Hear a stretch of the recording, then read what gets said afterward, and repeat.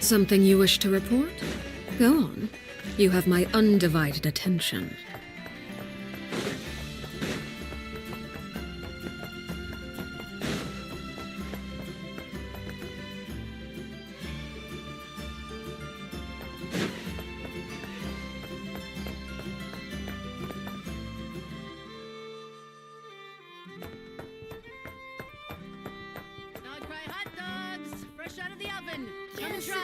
To try a bit harder. Local delicacies.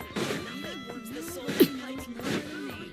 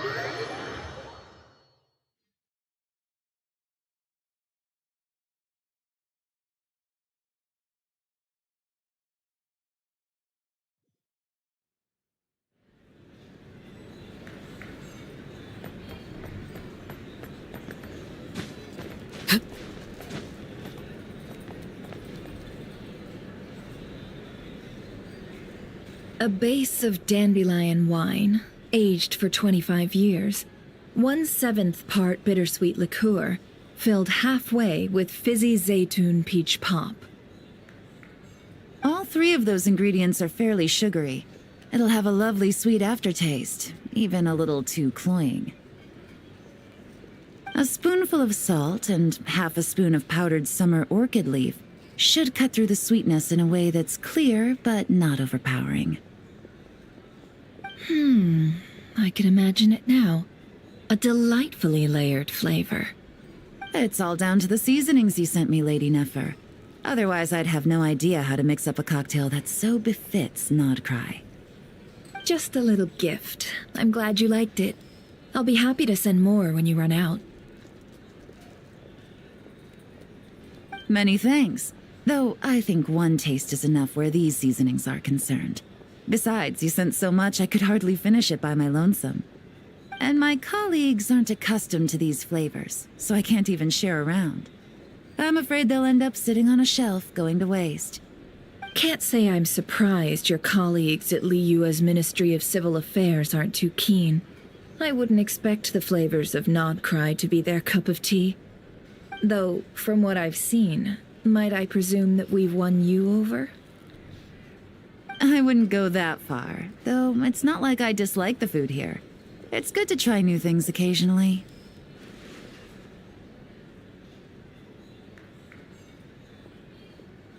I love your attitude. You'd make a great businesswoman. It would be nice if everyone from the Ministry of Civil Affairs were like you. Come on now, are we going to do this song and dance every time I drop by? Stop fixating on the Ministry. Never mind them. Have you managed to carve out a single foothold in Liyue after all these years? You know what they say over there. A journey of 1,000 miles begins with a single step. If I don't test the waters, how will I ever know? Don't waste your energy. No matter how long those claws of yours are, You're never getting them stuck into Liyue. Is that a warning? It's advice.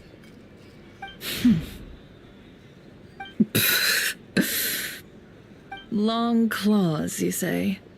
I wouldn't think myself so formidable. There's barely a handful of people I have any influence over at all. I can only really think of one young girl who listens to what I say. But she's not the brightest. And I spend more time looking after her than getting any help. Oh, really? Then I guess that painter who fishes in Dihua Marsh, and that apprentice who makes tofu in Qingsa Village, and that guy who wants to work at Wanmin Restaurant. All these people who mysteriously appeared in Liyue. I guess you have no idea who they are? Many people pass through Liyue Harbor every day. Far too many to count. How could I possibly know every last one of these enigmatic nobodies? Though I must say, your memory is quite impressive. Your colleagues must sleep easily, knowing they have you to lean on. Why, thank you. Though with you around, nothing is ever easy. I can only say that there's never a boring day. Is that so? Surely your workload has lightened now that you're far from the ministry? If you've got time for another drink, I'd be more than happy to mix you one. Here's to a relaxing day for us both.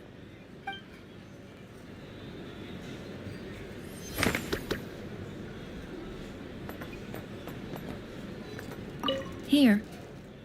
Taking a moment to unwind every now and then does wonders for the mind. I'm in full agreement. Though some strings must remain drawn tight, Lady Nefer. Just in case.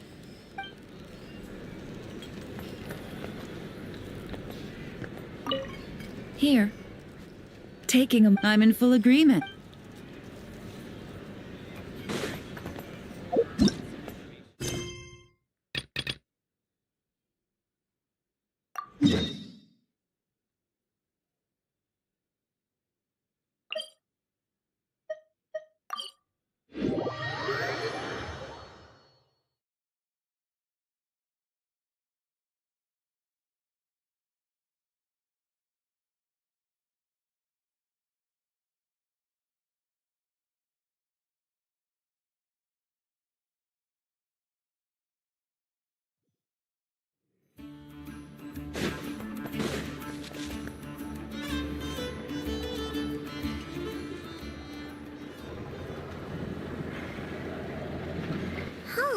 It's been a few days since we said bye to the others in Nasha Town.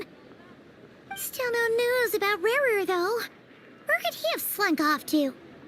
If only he was gone for good. But with all the trouble he stirred up before, there's no way we've seen the last of him. Hello, you must be the traveler in Paimon? Mr. Flynn has been looking for you. Unfortunately, there's been a serious wild hunt attack over at the quarry. He thinks it's time to regroup and figure out a plan. The Wild Hunt? Oh, uh-oh. We better get over there, right away. Come on, let's go.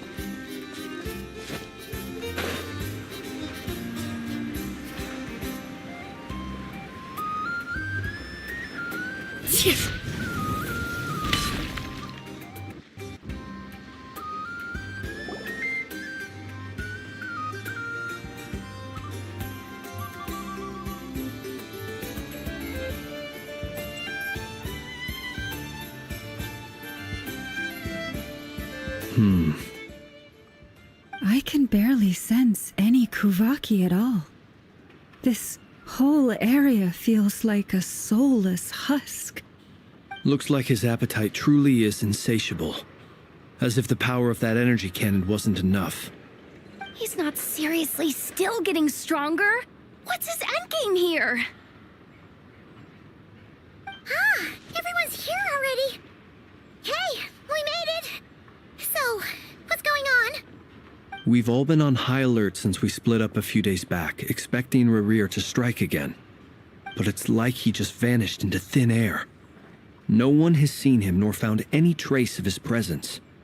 That is, until this morning, when a ratnik found signs of wild hunt activity while out here on patrol.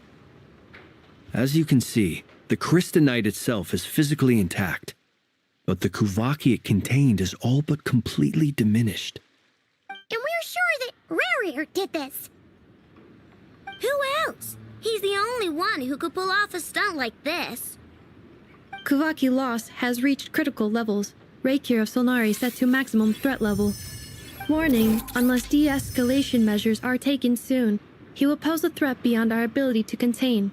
The consequences could be catastrophic. Traveler, do you remember when we encountered Rerir just after regaining his body? There wasn't a shred of sanity left.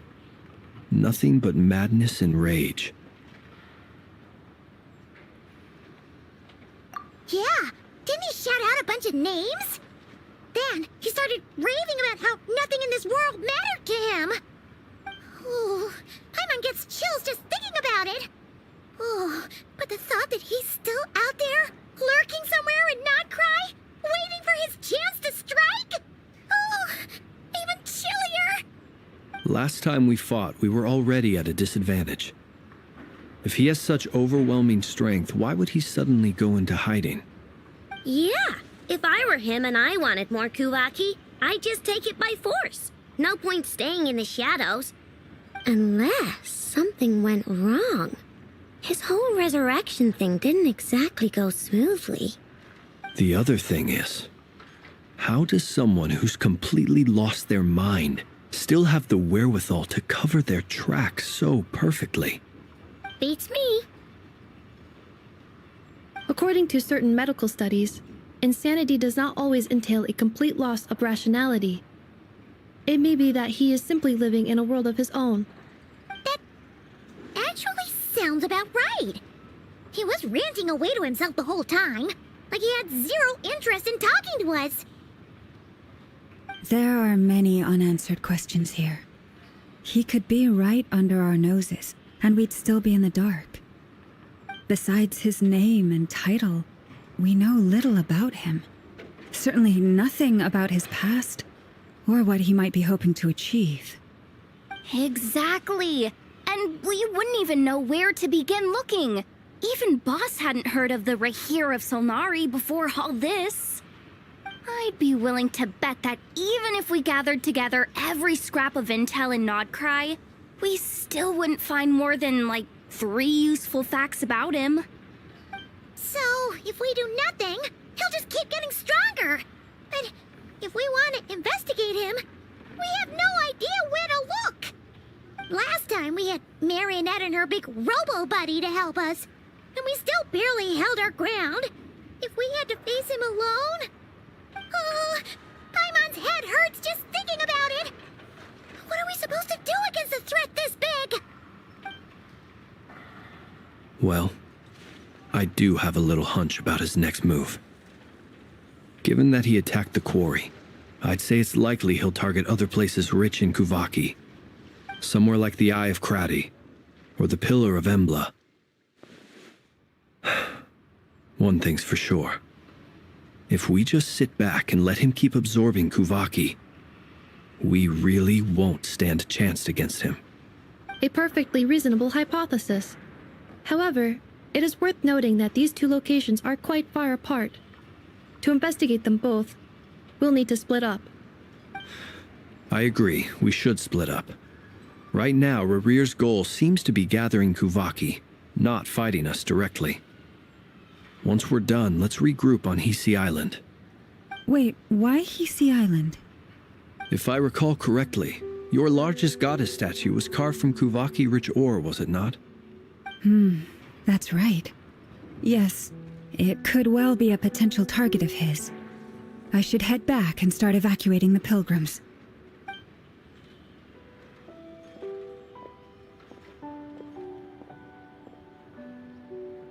Splitting up's always gonna be risky. But I guess we don't have much choice, right? We're in a race against time here. And if we do run into Rear, what then? That's when you follow the third rule of treasure hunting. Run like the wind. Didn't you say the third rule was go with the flow? I don't know. Did I? Anyway, whatever. In this situation, go with the flow means go find backup.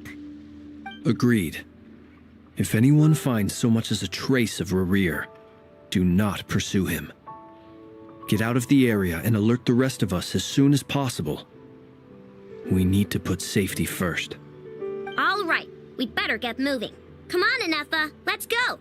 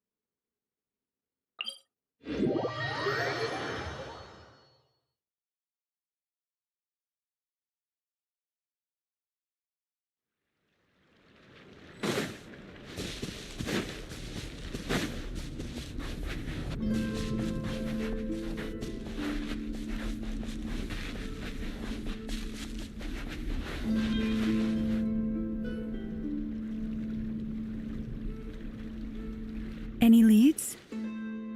Nope. Diddly squat. No clues to where he might be hiding. It's like he's a ghost.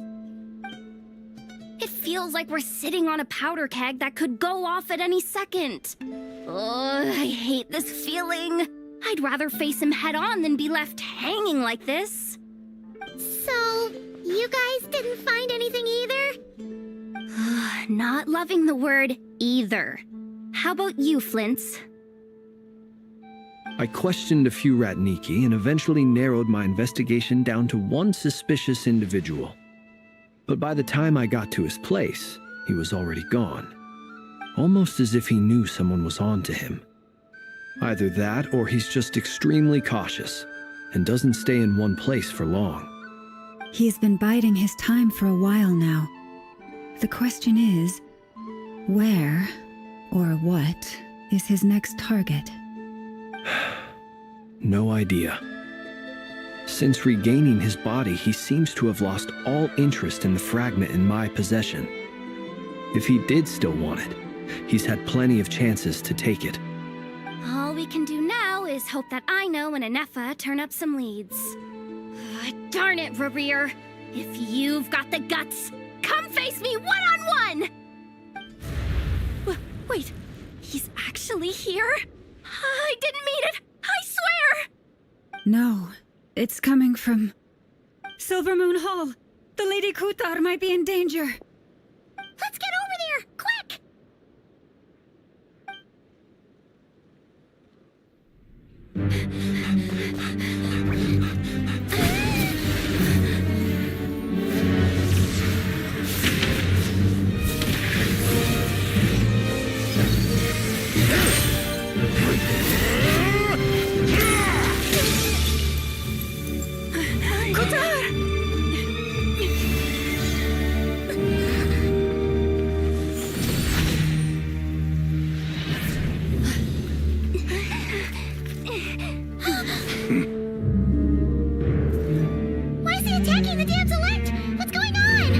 No time for questions. Stop him!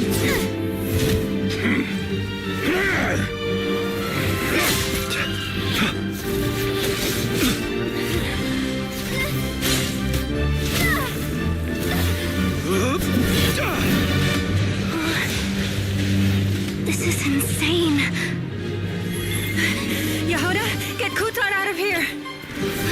On it.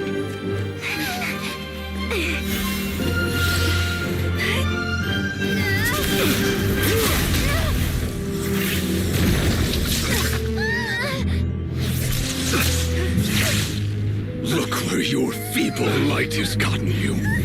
Now you shall plunge into darkness. Felindus, soon I will find a way. Watch out!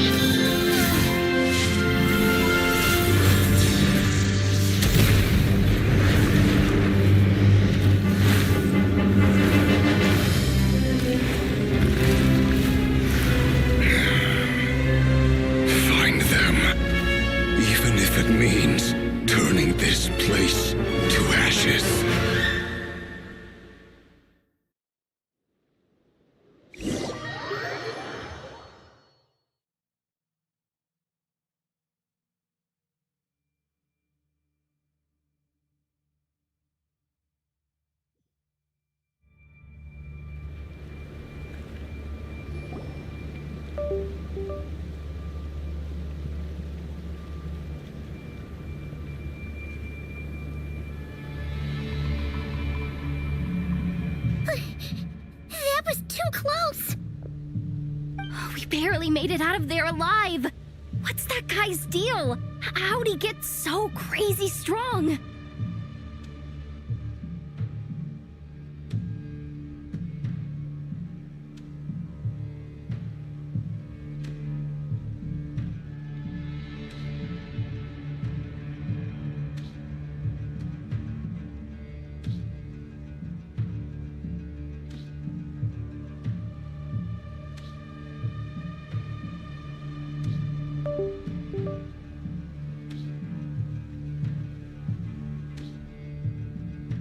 He's a threat to this entire nation. I doubt his strength could even be measured by conventional standards. I have a question. When me and Anetha showed up, we saw him chasing after this lady like he wanted her dead. What was that all about? We weren't there for the whole thing either. They were already duking it out by the time we arrived. Yeah, we didn't see how it all started. It all escalated so quickly, we had no choice but to step in. Kutar, can you shed any light on the situation? Kutar. Cross-checking database. I see. So you're the one that the Frost Moon Scions refer to as the Moon Goddess? Wait, she's the moon goddess? Oh, no wonder she looks just like all those statues. There are many reasons why people might worship the moon, and just as many why they might despise it. I've never met that person before, but there was no mistaking his deep-seated hostility towards me. Why he holds me in such contempt, I cannot say. But since he hunts the power of the moon, it's no surprise that I am a target. Kutar. There are many potential motives. For instance, you help the traveler escape his grasp. This could be his way of taking revenge. It is also possible that he covets the Kuvaki inside you, and seeks to take it for his own. The list goes on. But, right now, devising a counter-strategy should be our #1 priority. The likelihood of this location being discovered is close to 100%. A counter strategy? But we don't stand a chance against an enemy like this. Surely our only option is to run. He's not gonna chase us to the end of the world, right? So as long as we can sneak out of Nodcry undetected. No, I can't say that. Come on, Yehoda. This is serious stuff. You can't suggest we all just chicken out. Running is our only option. Huh? You seem surprised, but what other choice do we have? We are facing an enemy we cannot possibly defeat in battle. Well, I mean, yeah, but still. It's not too late. I can distract him, so you have plenty of time to make your escape. Wait, what? You're gonna act as bait? Doesn't that make sense? I'm the one he's after. There's no need for you to risk your necks on my behalf. A coyote doesn't stop for bypassers while it's howling at the moon. What is it, Loma? The Frost Moon Scions have already grown accustomed to life without their goddess. My presence here is no longer essential, and this is not my home, so you needn't ask me to stay. We can't just roll over and let him get away with this. That's not our style. Yeah, we can't just call it quits after everything we've been through together. Besides, she'd pretty much saved my life back there. If I just ditched her now, I'd never forgive myself. We can't overlook that you have saved our lives multiple times now. To talk of returning the favor would be a little crass for my liking. But suffice to say that we are friends, and friends look out for one another. Rira's true objective remains unclear. Even if we were to sacrifice Miss Kutar, there's no guarantee he would stop. But Kutar, I know why you left the Frost Moon Scions so long ago. It was because people started treating prayer as a form of trade. They would make self-centered wishes, force you to accept meaningless offerings in return, and then expect you to perform miracles for them, as if that were their entitlement. If it were me, I might have walked away too. But I believe that time can change everything, and that sometimes it takes losing something precious to appreciate its true worth. After much reflection, I've realized that this was never about whether the Frost Moon Scions need you. Any relationship based on need is purely transactional. What I truly hope is that you'll choose to stay, not out of obligation, but as part of our family. You were born here, and now you've returned. Who knows? Perhaps it was the moonlight that guided you home. thank you, Lauma. But my power is on the wane. I'm afraid I will be of little use to you now. Very well then. I'll do as you say. Both times you saved us, we were transported across great distances in an instant. Is that one of your powers as the moon goddess? It is, but I find it very draining. I barely managed to pull it off just now, and it will be some time before I'm strong enough to do so again. Rejected by the world, my power is dwindling. Like a lake cut off from its source, slowly shrinking away. Now, it has almost run dry. What do you mean, rejected by the world? The 3 moons belonged to the ancient bygone era in which they came into being. From the moment I was born, the world itself has been steadily sapping away at my strength. The 3 moons are not one and the same. As the goddess of the Frost Moon, I cannot wield the powers of the other two. Yet moonlight has a way of blending together. Each can reflect the other's glow. So when our fingers touched, I was able to restore my strength by drawing Kuvaki from the eternal moon's marrow. But this method of recovery is painfully slow. If only we could find the...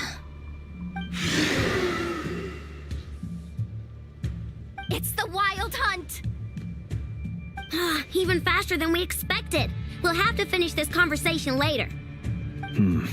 See how those Wild Hunt creatures are running away from us. They're likely just a scouting party, which means Rerir won't be far behind. Then what are we waiting for? Let's get the heck out of here!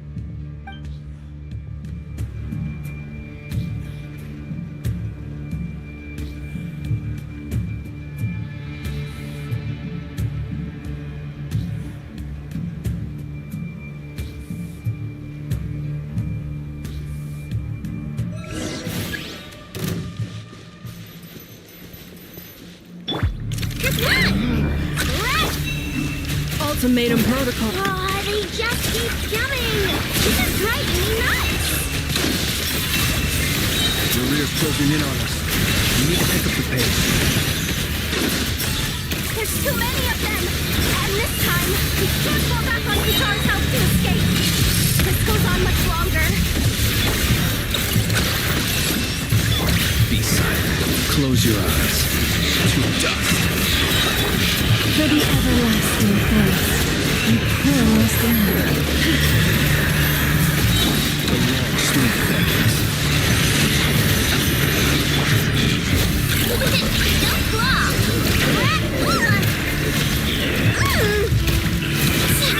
Ultimatum protocol.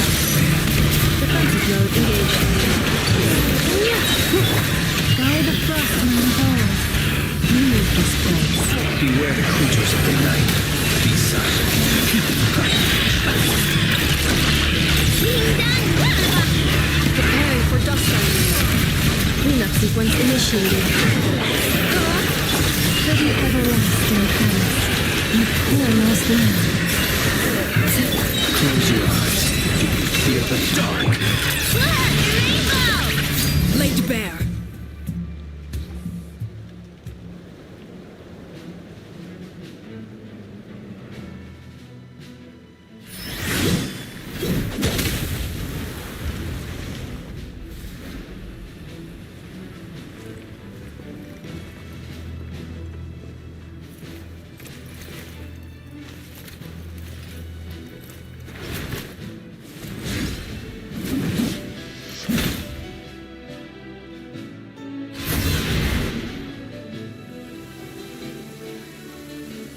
What's the matter? Bit off more than you could chew? Who are you? Uncle Varka! You're back from Amspartnir? Oh, you're Varka? Grand Master of the Knights of Favonius? We could save the intros for later. Right now, let's get you all out of this hellhole. Follow me. I know somewhere you'll be safe. Oh, is that where I think it is? That's the one. Come on, move! There's no time to waste.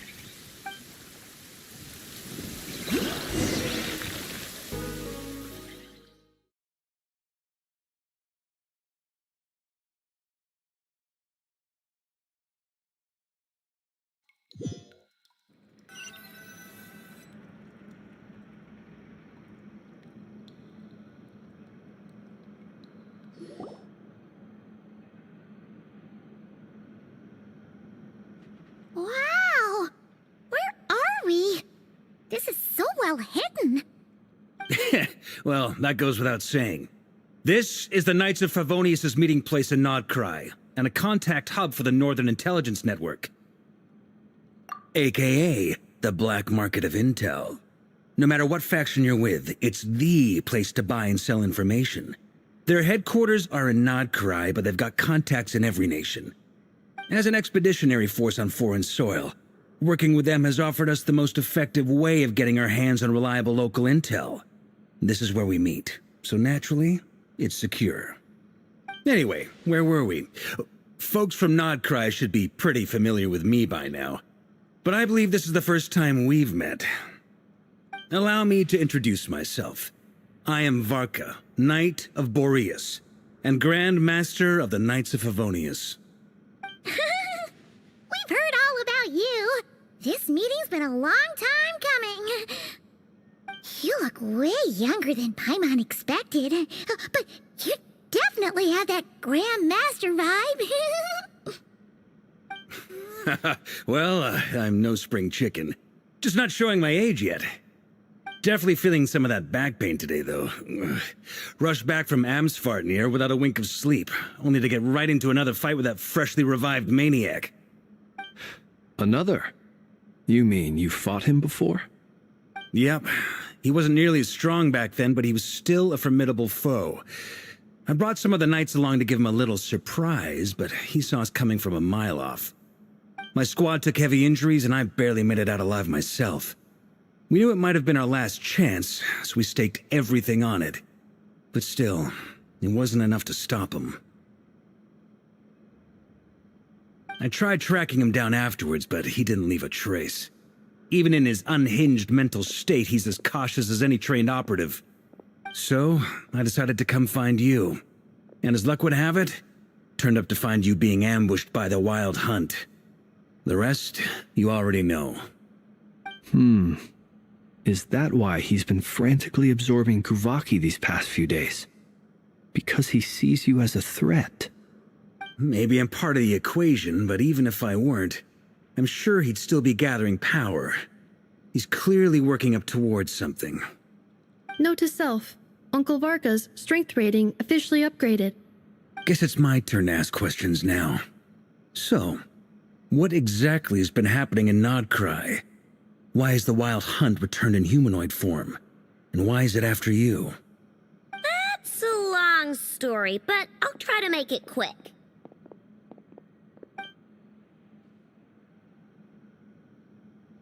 Wow, I had no idea so much had happened. Sounds like you guys have really been through it. So, the Kutar is actually a Fatui Harbinger. And all this Wild Hunt activity in Nodcry is the work of the Raker of Solnari, one of the 5 sinners. That's a lot to take in. Need some time to wrap my head around it all. I'm truly sorry, Mr. Varka. You stood with us against the Wild Hunt and did everything you could to stop it from escalating into a full-blown catastrophe. And then, the one time you're away, it all comes to a head and all your hard work gets undone. You've got nothing to apologize for, Miss Moonchanter. You can plan 100 steps ahead and still slip up. That's just life. No one knows what tomorrow holds. You can't predict which way the wind will blow next. And, to be perfectly honest, I can't say I'm surprised. For all the times we've defeated the Wild Hunt in the past, we've never been able to completely wipe it out. Turns out, we were just delaying the inevitable. But now that a new variable has come into play, fate may well take a different course. A new variable? You mean us? Who else? And in a strange way, I think his resurgence might not be an entirely bad thing. The Wild Hunt is like an unrelenting force of nature, but Rerir is an individual with an agenda. He's gotta have a weak spot somewhere. That said, while I was explaining everything just now, some of the points that Mr. Flint's added caught my attention. You mean about our mystery ally? That's right. From what you've said, not only did they lead you straight to some key files, they also shielded Hisi Island from a lethal Kuvaki blast. Would you mind repeating their titles for me? Wild Hunt Phenomena Log, a Nodcryan Ratnik's Field Journal, and Kuvaki Survey Log. Oh. No. Still doesn't ring a bell. Another dead end. Guess all we can do now is hope that our mystery ally keeps showing up when we most need them. Still, it's safest to assume they won't be intervening again. From here on out, we'll have to resolve this crisis by ourselves. Your intel also explains something else I've been wondering about. The reason I led my team to Amsfartnir was because we'd had reports about a possible source of the Wild Hunt showing up there. But once we looked into it, it turned out to be a red herring. I don't know who was behind it, but clearly it served its purpose. I doubt it's by chance that he happened to make his comeback while my attention was diverted. And from everything you told me, it sounds like his scheming began well before his return. So maybe luring me away was all a part of his plan. But is it even possible that he orchestrated all of this by himself? The Moon Maiden and the Raker of Solnari, Nodcry of all places. The way everything is unfolding, it can't be a coincidence. So, what do we do now? Got any ideas? Right now, we've got at least 3 things to consider. Let's go through them one by one. First, we need to figure out how to take down Rerir. If we can't beat him in a straight-up fight, the rest won't even matter. To my knowledge, the bulk of Nodcry's fighting force is already gathered here. But even with everyone united, we're still no match for Rerir in his current state, let alone with his power still growing. What if there was a way to tap into a new power of our own? How so? Have you thought of something, Columbina? 3 moons once watched over this world. The Eternal Moon was the largest. The Frost Moon was the brightest. And the Iridescent Moon was the most mysterious. They say that back then, the 3 moon goddesses wielded immense power, enough to shape the workings of the world itself. I now bear the Frost Moon's power, and the Eternal Moon's marrow resides within the Traveler. Hold on. Are you suggesting... The iridescent moon, the last piece in the puzzle. That's right. If we can find the Iridescent Moon's marrow, I will be able to regain my strength much more quickly. The 3 moons are said to stir the tides and illuminate all things. Perhaps they hold further secrets beyond our understanding. According to my analysis, the solution is feasible. However, it is subject to one major condition. How do we locate the iridescent moon's marrow?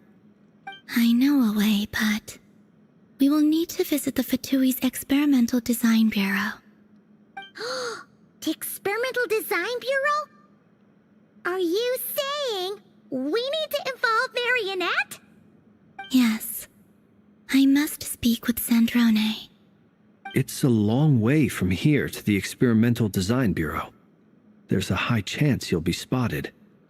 You shouldn't go alone. Then that's settled. Next up, our second priority. Somehow, we need to figure out Rerir's end goal. As you saw for yourselves, when he was still in his Wild Hunt form, everything he did was for the sake of recovering his body and resurrecting himself. His first act since then, after laying low for a while, was to try and assassinate this young lady. People's obsessions often reveal their greatest vulnerabilities. There must be a reason why he despises the moon so deeply. Perhaps it sheds some light on his title, the Raker of Solnari. The Wild Hunt has plagued Nodcry for centuries now. If we want to stop it for good, we have to get to the root cause of what's driving it. It's true. We still know very little about him. If Kuthar hadn't given us that lead, we wouldn't even know his name. But where would we even start? I doubt even the Intel Queen of Nodcry has a clue, and she has info coming out of her ears. Oh? That's a rather hasty conclusion for someone who's so painstakingly meticulous when it comes to dealing with machines.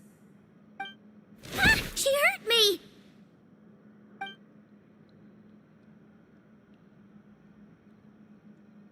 Boss! What are you doing here? I'm now asking myself the same question. I received a letter from a humble knight of Favonius, requesting a meeting to discuss a major business deal. But it looks like this humble knight had something else in mind. Details. Miss Neffer, the important thing is that you've arrived at the perfect time. Since his failed ambush, I've been racking my brains trying to come up with a plan to fight Rerir. Given the severity of the situation, I think it's fair to say that our only chance lies in uniting as one. And I'm talking all the factions in Notcry. We can't do this without the Curatorium. But I knew it'd be a tough job to win you over. So, I took the liberty of reaching out for a little chat. Wait a sec. How did you even hear about this place, Nefer? Didn't you say this is meant to be the Knights of Favonius' meeting spot? And a contact hub for the Northern Intelligence Network? And isn't it supposed to be super hidden? You really think he could have gotten settled in Nodcry without my help? Besides, I'm the one running this gig. Of course I know where the meeting place is. Allow me to introduce the current head of the Northern Intelligence Network. If it's intel you're after, she's your woman. Pretty much seen and heard it all. Please spare me the flattery. Let's cut to the chase. Seems like you've run into some trouble, huh?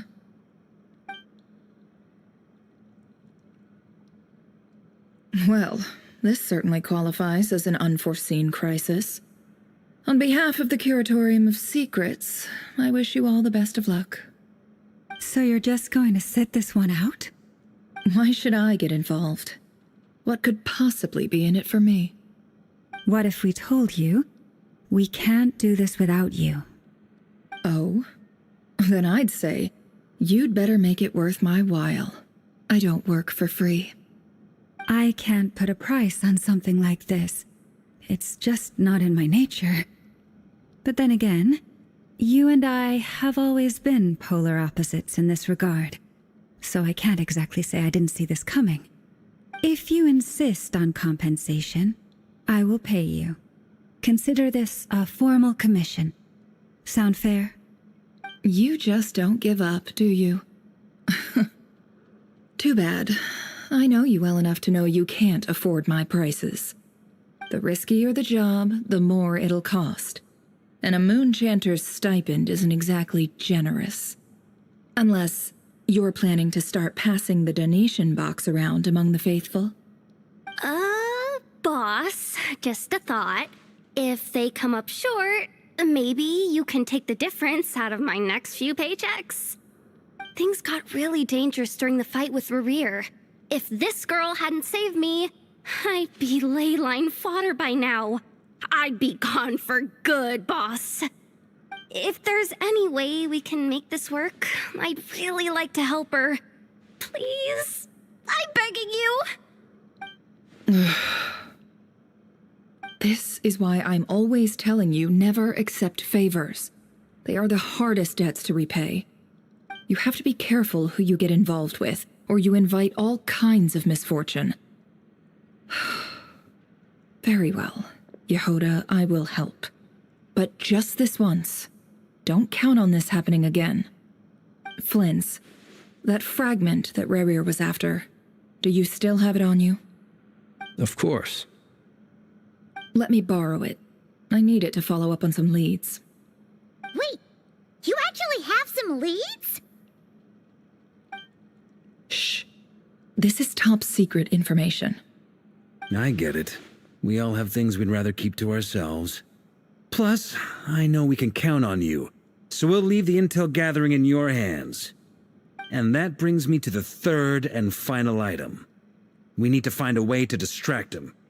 We need time to make our move, so someone will have to stall him. I'm in for this part, no matter what. Anyone coming with? Count me in too.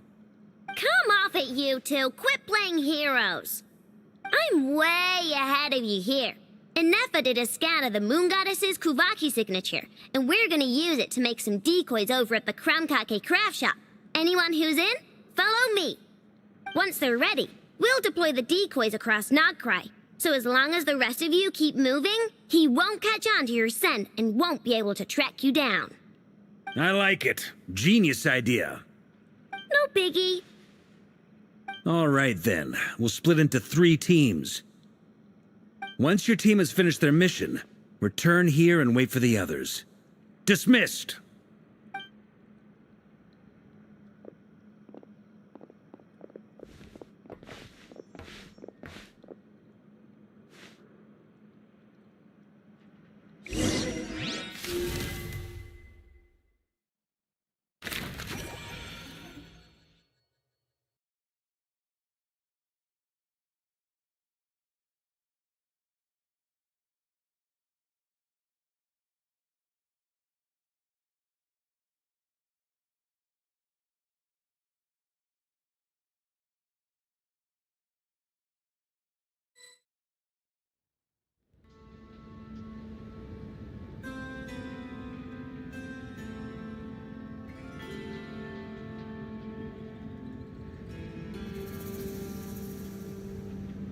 Lady Damselette. Wait. And you two? What are you doing at the Kuvaki Experimental Design Bureau? We've been doing our best to mind our own business lately. But if you're just gonna waltz up here like this, you're seriously pressing your luck. Don't blame us for doing what we have to. Huh! You really think that's gonna scare us off? We're not looking for any trouble. I just want to see Zandrone. Do I need to remind you that you're still a wanted fugitive for deserting us? Out of consideration for our former ties and the crisis we're all up against, we'll let you leave in one piece. But don't even think about trying to get inside. Let them in. But... Are you going to make me repeat that? No, my lady. Zandrone seems to be in a good mood. Must be maintenance day.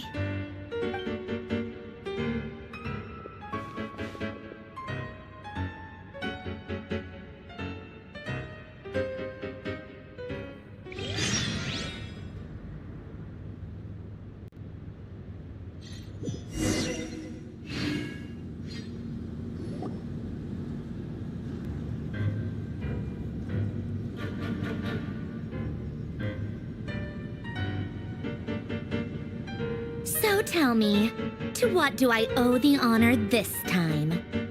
Actually, before you answer that, just so we're clear, we're not colleagues anymore, Columbina. I don't owe you anything. I promise it's nothing big.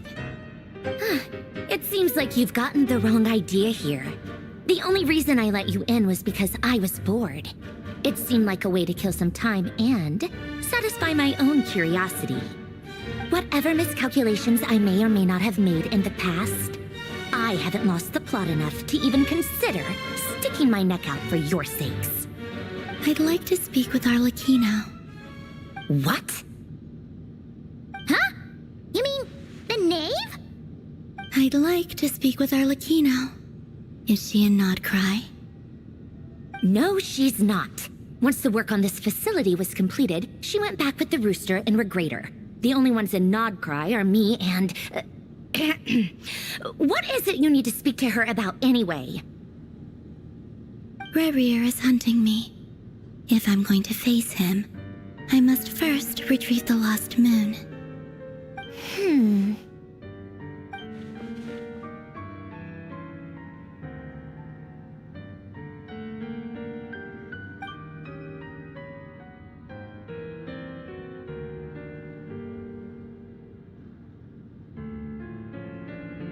Is that a no, then?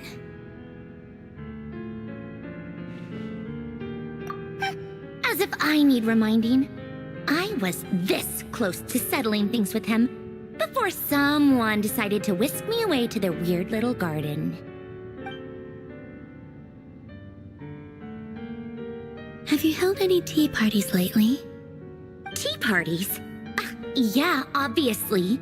You don't seriously think we'd pack it all in just because you aren't here. If anything, they've been more eventful than ever. Just me, Arlecchino, and a bunch of insolent and sensitive guests who won't stop asking where you've gone. Oh, they've been a real joy. I bet you served them the worst tea you have. Just like you used to do to me when I upset you. Who cares about how good the tea is when there's no one around to drink it? I keep losing people. First Rosaline, now you. I'm running out of people who can make me laugh. Honestly, what could be more ridiculous than a multi-centenarian goddess who's only ever had the plain herbal tea she received as offerings? You'd always brew a different type of tea for me each time. Was it really just to see how I'd react?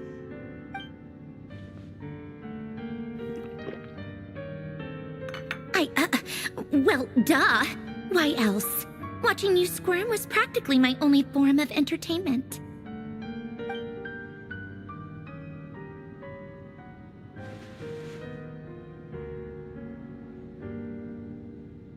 Oh, yeah. And Capitano sometimes used to bring Tartaglia around too. But I guess we won't be seeing him again. Well, I guess we are overdue for a get-together. Polonia! Have Favronia pass a message to Arlecchino for me. It's time for tea. Will suffice. Pass along a message for me, too, if you would. My body cannot contain the marrow of 2 moons, so I'll be leaving one of them in her care. Excuse me? Who said you were on the guest list? If my tea meant that much to you, maybe quitting the Fatui wasn't your brightest move. Back when you were under the Tsaritsa's protection, no one would have dared come at you so openly. But that protection didn't come for free.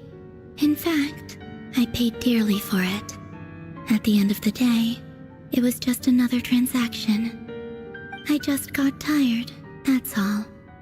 I never wanted any part in their grand ambitions, and I've had enough of being treated like a bottomless supply of power.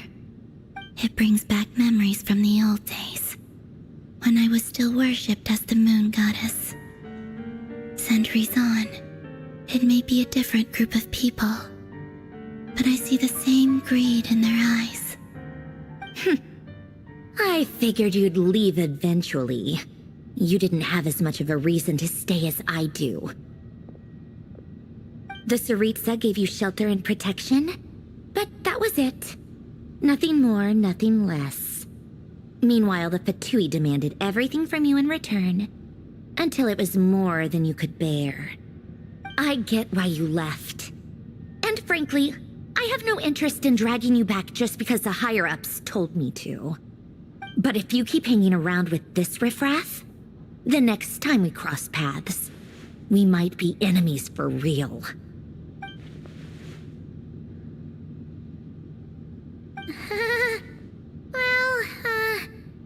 Guess that's our cue to leave. That might be your plan. But it sounds like someone else wants you to stay a little longer. Huh? What do you mean? See for yourselves.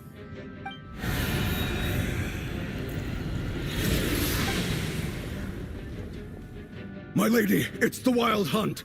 A horde of monsters is headed straight for the facility. Another uninvited guest trying to crash my tea party. Clear the area. I'll handle this. Wait, what? You want us to leave you here by yourself? Huh. You'll be lucky to make it out of this alive. You really think you can afford to worry about me? Go on, get out of here. You may have stopped Polonia from crushing him last time, but I've made sure that won't happen again. The entire Experimental Design Bureau is rigged for war.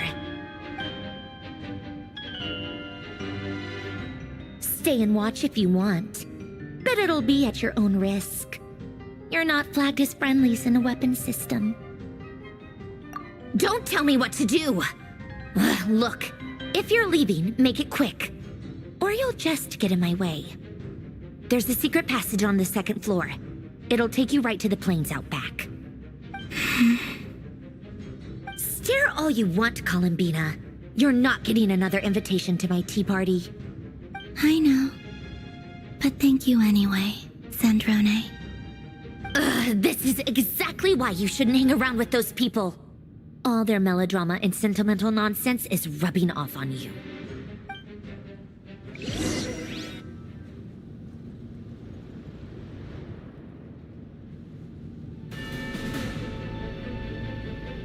Come on then, Mr. Ray here. Let's pick up where we left off. It's your Wild Hunt monstrosities versus my beautiful creations. Let's see who comes out on top.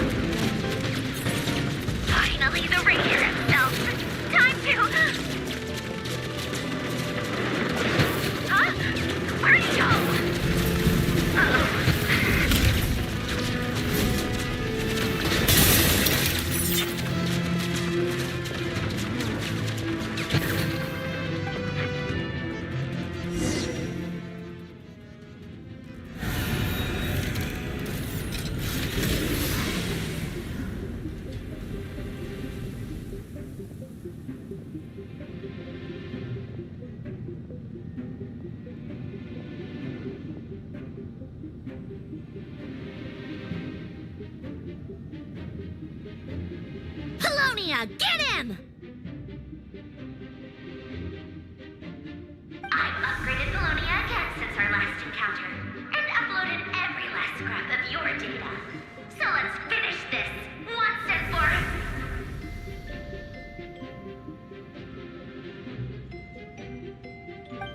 She's not here. Where did she go?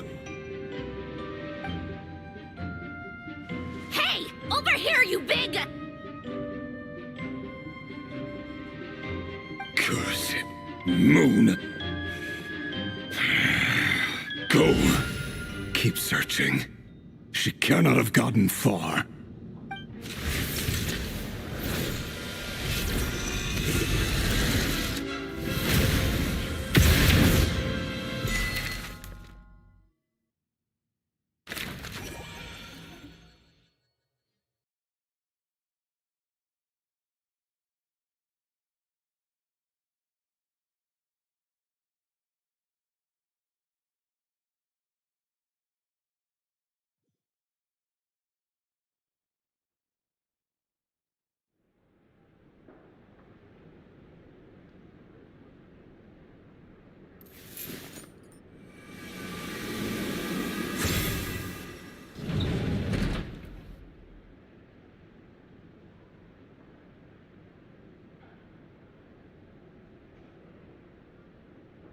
So this is your method for investigating Rarir's past.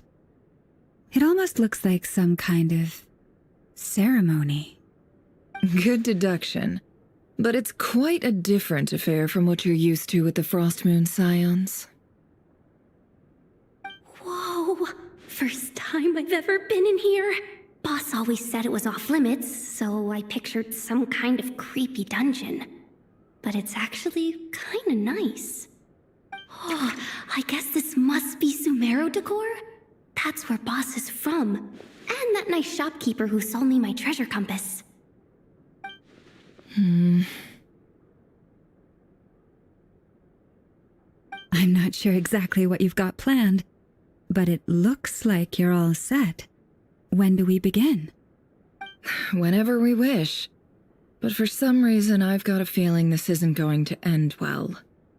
I've never faced Rarir myself, but from what you've told me, his power is beyond anything I could imagine. I, on the other hand, am just an ordinary businesswoman. Our paths should never have crossed, yet here I am, forced to make an enemy of him. If you ask me, you're about as far from ordinary as it gets. So what are you saying? You're getting cold feet?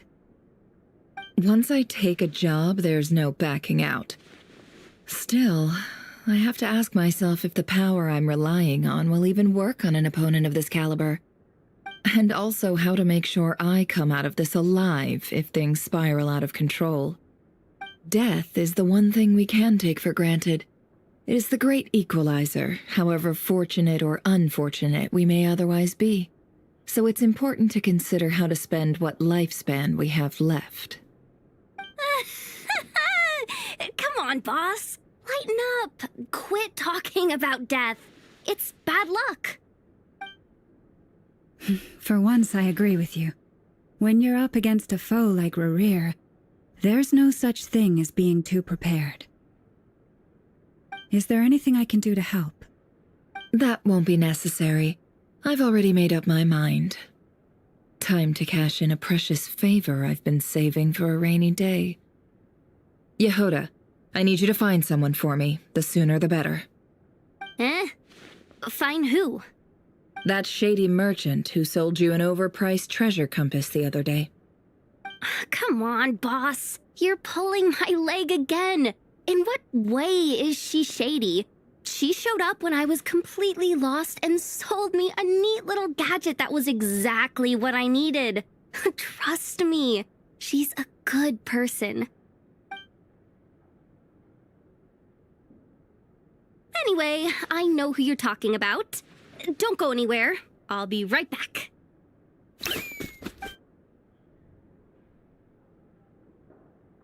Quit dragging me! I genuinely can't run any further!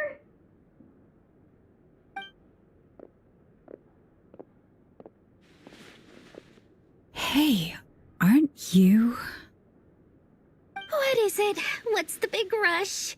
You dragged me out of a dream where I was literally swimming in Mora. I'm charging double my usual attendance fee. See, look how easygoing she is. After that rude awakening, she could have completely snapped at us. But instead, she kept it together and just asked for an extra fee. Dori Sangama Bay? I never would have pictured you two doing business together. If you want to make it big and not cry, it's all about connections. Lady Nefer just so happens to have a lot of intel that interests me. And she also did me a big favor in the past. It was back when I first arrived in Notcry. My trusty assistant, the genie in my lamp, had an adverse reaction to the Kuvaki and fainted. And when you know it, that's when I suddenly find myself in a life-or-death situation. Good thing my compatriot was there to swoop in and save the day. I've been giving her a 30% discount off all of my goods ever since. Now, so that no one here feels left out, I'm willing to extend a 20% discount to fellow friends of Boss Nefer. Plus, any other friends you send my way will enjoy 10% off. What can I say? The great Lord Sangama Bay is nothing if not generous. So, let me guess. You've run into some trouble. I've got everything you could possibly need, and the more you buy, the more you'll save. You guessed correctly. What have you got in the way of survival gear? The one type of gear I've never been short on. What are you looking for? A jetpack fresh from the Academia's labs? An ancient suit of armor dredged up from the bottom of the sea? At the very least, I need to know what kind of opponent you're dealing with here. If even you're worried about staying alive, it must be pretty serious. What if I told you it's someone with the power to bring a nation to its knees? Is that so? Then we really are talking top-shelf treasures. I don't have anything like that in stock right now. I'll have to ask my supplier. Your supplier? A powerful woman, make no mistake. I can't reveal her identity, but luckily for you, I hear she's planning to visit Notcry in the near future. If you're willing to wait, I can ask her when she's here. Can't say exactly how long that'll be, though. Then, let me put it another way. What would you do if you encountered an enemy like that? Roll over and serve yourself up on a silver platter? Of course not. I have a handy little trinket from one of my generous suppliers, which... Hold on. What exactly are you getting at? No, no! This is for my personal use only! Let's just say I'm borrowing it, all right? Just for insurance purposes. You'll get it back later. Favors are the worst kind of debt to owe, and now you've got a chance to repay one. A win-win situation, don't you think? Fine. You can borrow it for 5 days. No, make that 3. And for every extra hour after that, I'm charging you 1,000,000 mora. Deal? Deal.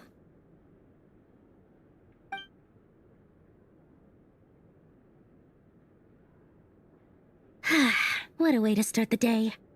Now, was there anything else you wanted?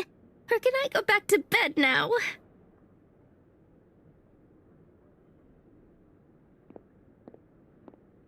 That will be all. Take care now.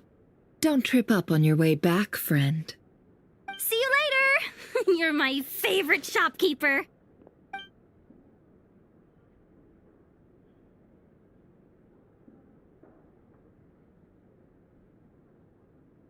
Excellent.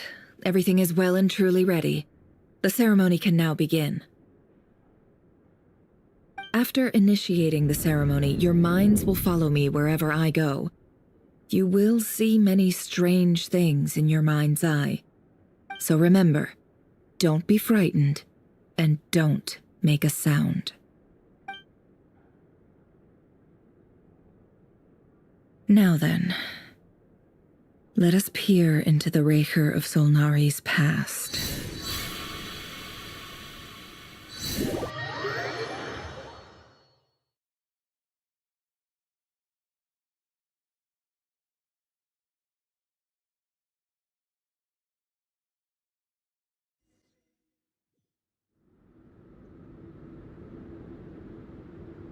I made it. I don't recognize this style of architecture. Must be Conrian. Simple furnishings, table and chairs. It's a more ordinary house than I might have expected. Looks like the fearsome Raker of Solnari came from surprisingly humble beginnings.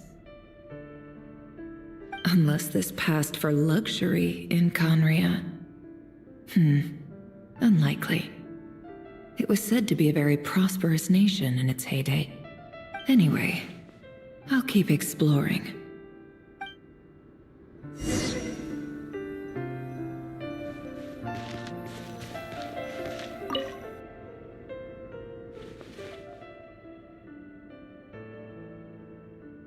Hi, Rerir. Since you're working extra hours tonight, I thought I'd keep myself busy by checking out that new kebab shop. I've heard good things about their menu. I'll test it out, and if it's as good as everyone's saying, let's go back together sometime. P.S. New stash from the Universitas Magistrorum. I brought some goodies home. A few teacups and a pin rack. Hope you like them. They didn't sign their name, but they must have been close. Sounds like they were living together.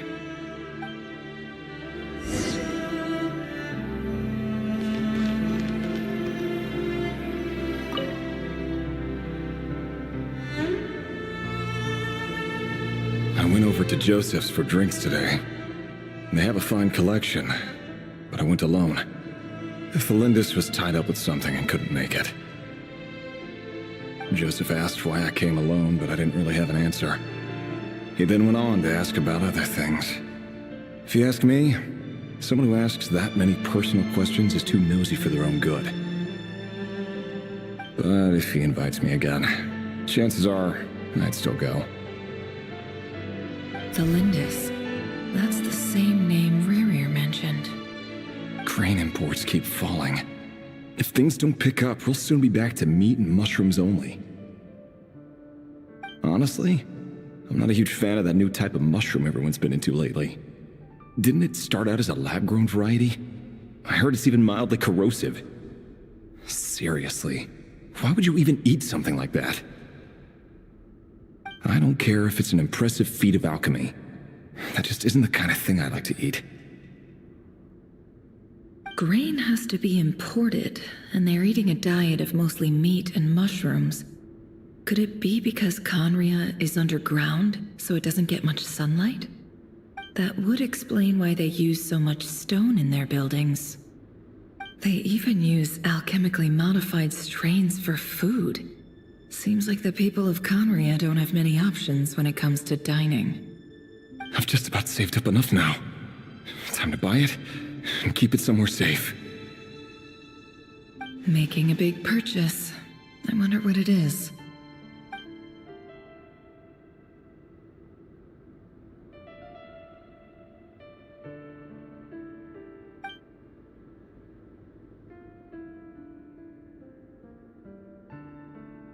He really is a professional. No wonder he's so good at covering his tracks. Despite what he's become, it seems like he's retained certain habits, at least in this regard.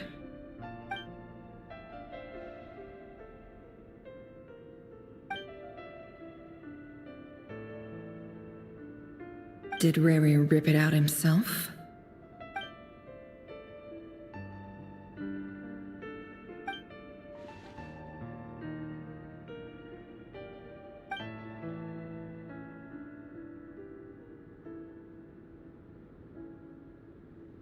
Before I met you, I was convinced that my heart was nothing more than a stagnant pool. The burial place of a fallen moon. A withered, windless grove where the waters rested forever unrippled.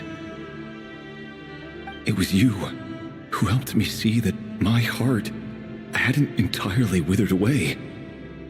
That it could still beat to the rhythm of love. This is just trivial sentimentality from the looks of it. Why would he go to the trouble of hiding that? The burial place of a fallen moon.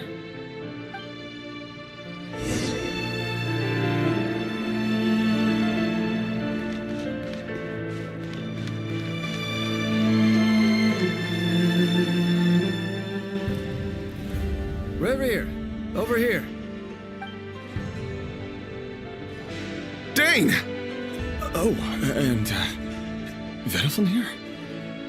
What a surprise to see you here, sir. Hello there, Rerir. You need not address me so formally outside of court. He doesn't get that much free time, so I invited him over for a drink. Even the court prophet deserves a break every now and then, right? Well, I'm flattered. So, what are we discussing today?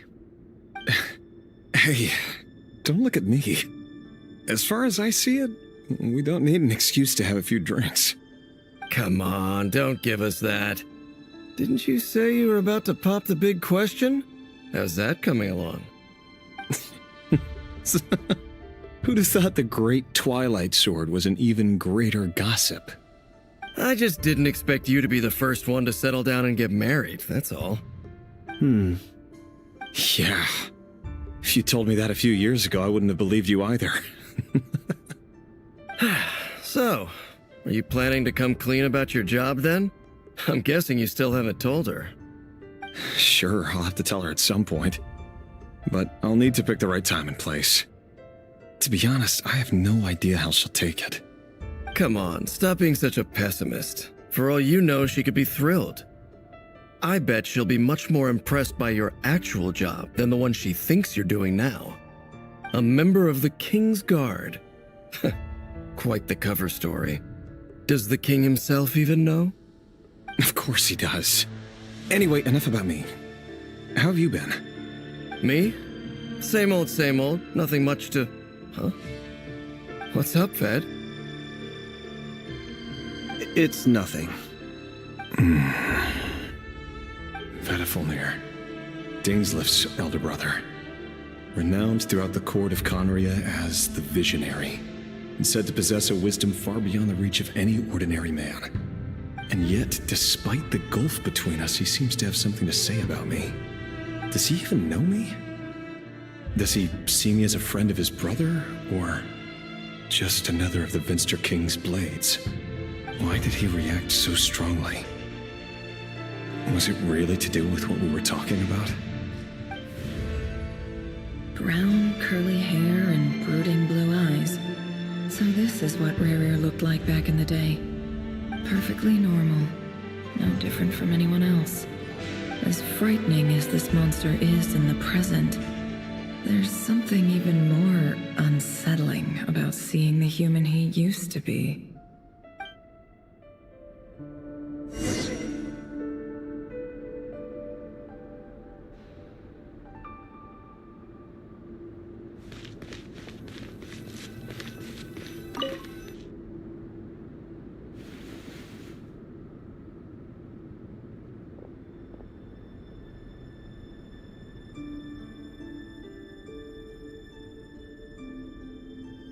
Felindis?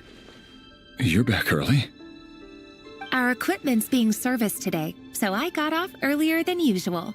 How's your day been? Aw, why the long face? Is something the matter? Has your boss been giving you a hard time again? Went for a drink with Dane and the others after work. Isn't that a good thing?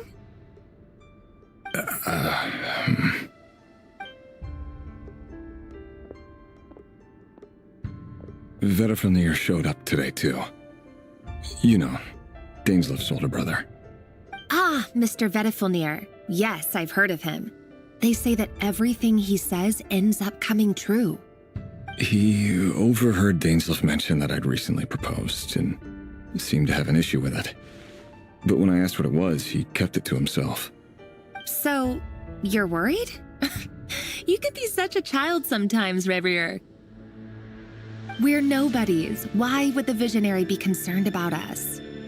I'm sure someone in his position has much bigger fish to fry.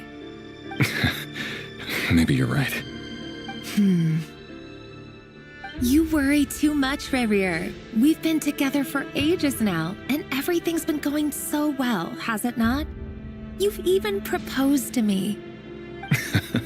So, you do remember. Tell me then. What's your answer? Like I said, I need some time to decide. You can't just rush into things like this. We may be nobodies in the grand scheme of things, but if we want things to work out, we've still got to plan ahead. All right. Take your time. Just don't keep me waiting forever. Nobodies. Sounds about right. In the eyes of people like Bettelfnir and Dainsleif, what do we matter? Can someone whose gaze is so fixed on a far-flung future even see the present clearly? Besides, the dynasty's fate rests with the king and his inner circle. Whatever I do, it won't make much difference. Meanwhile, every idea they come up with and every decision they make, it affects everything. These days, the king is lost in his research, and the purge of the Crimson Moon bloodline grows ever more intense. The opposition tried to speak out, but nothing came of it. And I'm under no illusions as to why.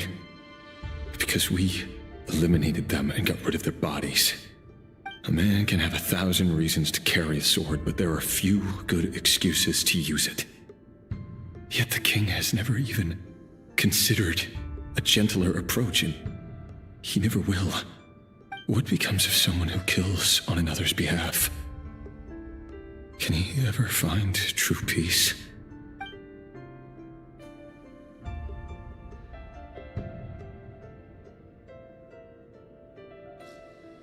Thelindis?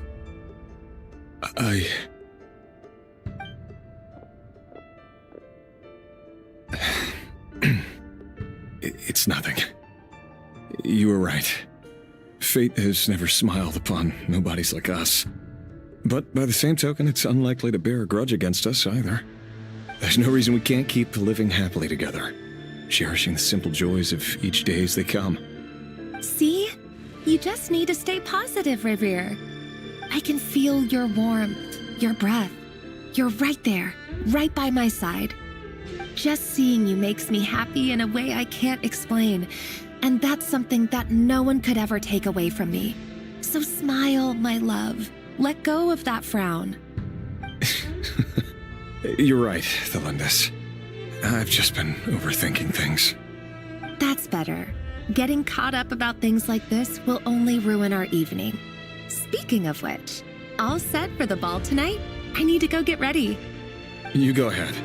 I just have a few things to take care of, then I'll come join you. Even busier than the big shots, huh? Fine, I'll go get started. But don't be late. If you keep me waiting too long, I won't be a happy bunny. Relax. I'll be there. Seriously, though, you drive a hard bargain. You're really gonna leave my proposal hanging and still expect me to take you to the ball? Well, that goes without saying. I already told everyone I'd be coming with a dance partner. Besides, they're two completely different things. Let's take it one thing at a time, all right? All right. White outfit it is. It seems like Rerir was deliberately hiding his ties to the intelligence services by giving the impression that he was just an ordinary member of the Vinster King's Guard. He clearly doesn't want his would-be fiancée to know about his other life. Then again, that's hardly surprising. People in the intelligence trade rarely do. Who'd have thought we were in the same line of work? Let's dig a little deeper.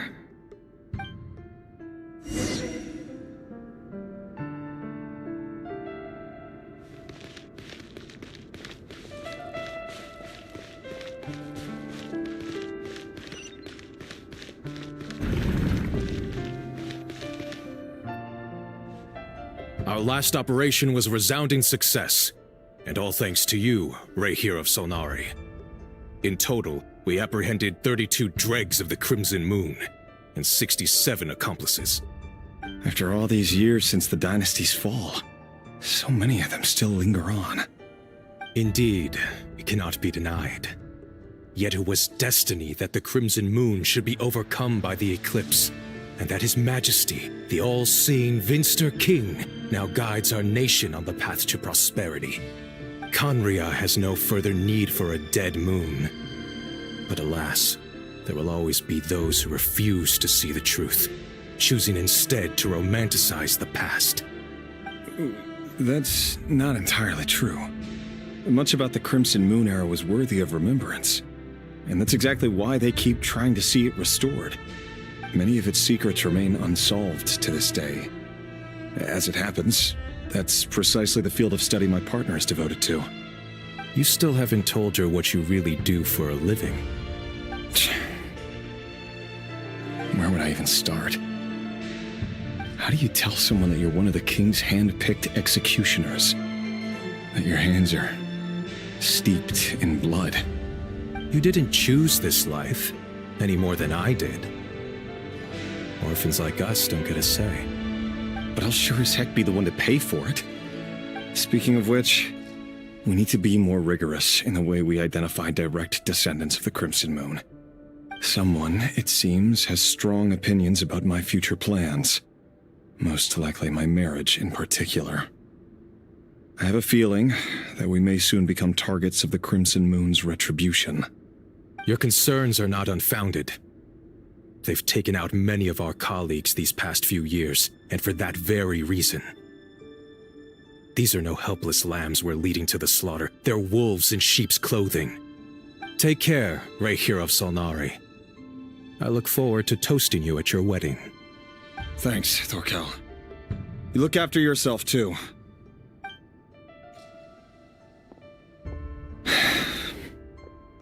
Thelindis, I never wanted to keep this from you. You're the last person I would ever want to lie to. But that's exactly why I can't tell you everything. There are things you shouldn't know. Things you cannot know. The moonlit dynasties are a thing of the past. Yet even now, with the sun shining high in the sky, there are those who would call forth a dead moon's ghost. Could that be why Vedalfnir held back? Or was it because of some court secret he's not at liberty to share? I have to get a clear answer from him. No matter what happens, I will protect Thelindis. Rarir seems to be very concerned by Vedalfnir's reaction.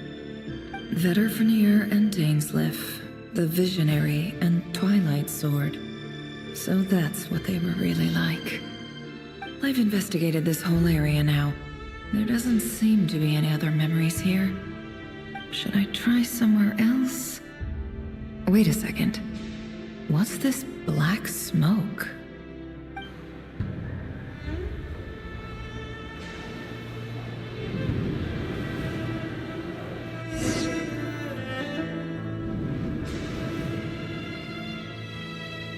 So, he's late after all. Just you wait, Rarir. You're in for it. Big time. Are you waiting for someone, ma'am? Could I tempt you into buying some flowers? Oh, sure. Pick me out a pretty bunch if you would. Thank you. But I'm afraid none of them are as pretty as you. For someone so young, you sure have a way with words, don't you? I'm only telling the truth. Look me in the eyes. You'll see I'm not lying. May we have a word in private? Who are you? And what do you want? It doesn't matter who I am. Too many of our kind have fallen lately, so I decided to take the risk of reaching out. Not long ago, the Rahier of Solnari led an assault on one of our strongholds. We suffered many casualties, and many who came to our aid lost their lives as well. Sorry, I don't know why you're telling me this, and I don't want to get involved. Wait, hear me out. This time we finally got a clear look at his face and learned his true identity. His name is Rarir, and he claims to be one of the King's guards. What did you say? A cruel irony, isn't it? The man you're set to marry leads a double life as a brutal executioner. But surely, you must have caught a whiff of the blood on his hands. Why are you telling me all of this now? Simple. It's because... How strange. Rarir was nowhere to be seen in that memory. It clearly belonged to Thelindis. Rerir couldn't possibly know what happened if he wasn't even there. Why would her memories appear in his fragment? The ceremony won't last much longer. I think it's time to call it a day.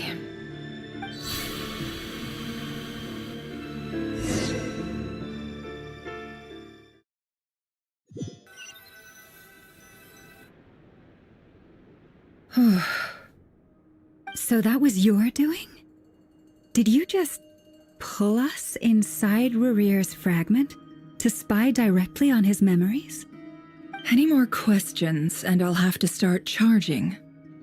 I had no idea you could do that, boss! Seriously, that was amazing! We're not worthy. We're not worthy! I gotta admit, though, I'm itching to see what happens next. Feels like we barely scratched the surface. I'm just as curious as you are, but the ceremony only allows for limited time inside. That's all we can see for now. Luckily, we managed to learn quite a lot. So far, so good. I just hope the others are doing okay too. Especially the group with the Traveler. Their mission is a risky one. Let's hope it's all going smoothly. If you're worried about them, go see how they're doing. If I know Boss, she's gonna need some time to write up all the details and make sure it's all coherent. I'll stay behind to lend a hand, but feel free to head back and meet up with the others.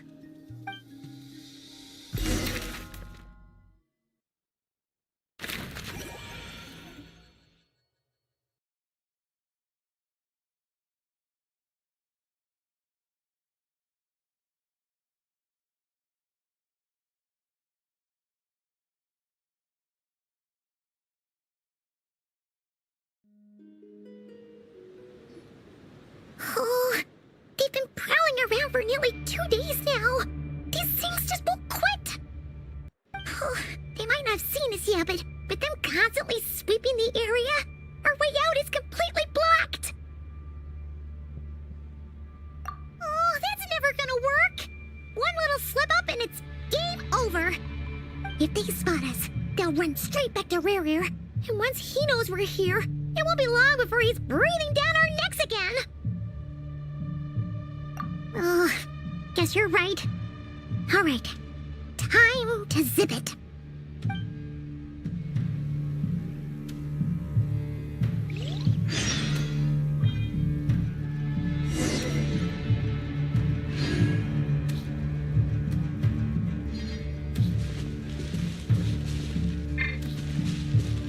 Hide! We almost got spotted!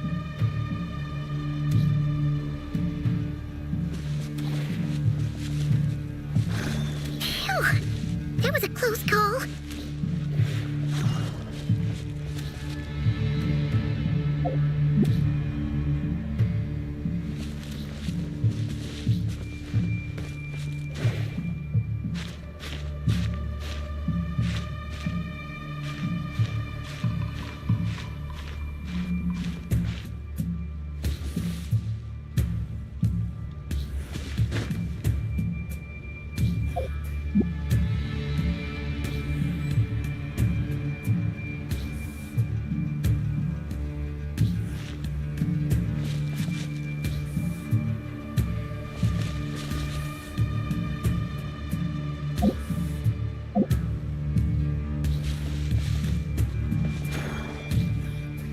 Watch out! They're coming this way!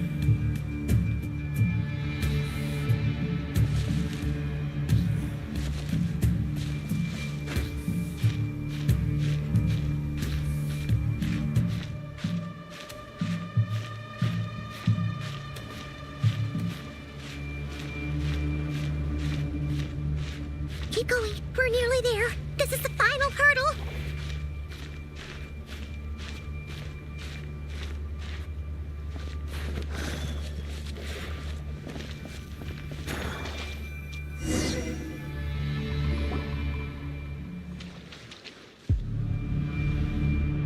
Oh, there's no end to these things.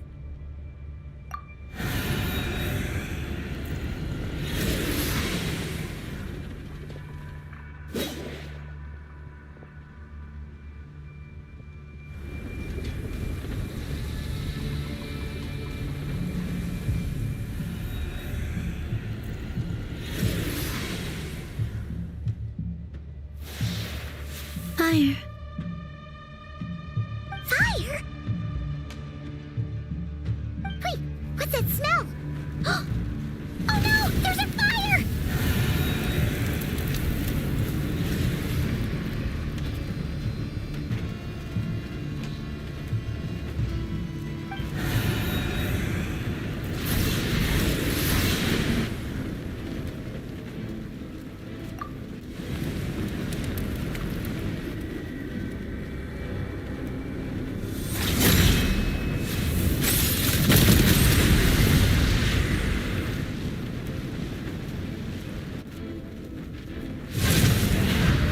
Sandrone was right. You look weak, Columbina. The old you would never have let such lowly creatures bar your way. Word has it that you did something for the Tsaritsa, and that's why you've lost most of your power. Freedom comes at a heavy price, doesn't it? It's Arlecchino! You came! Hello again, Columbina. And greetings, guests of the House of the Hearth. It's been a while, Arlecchino.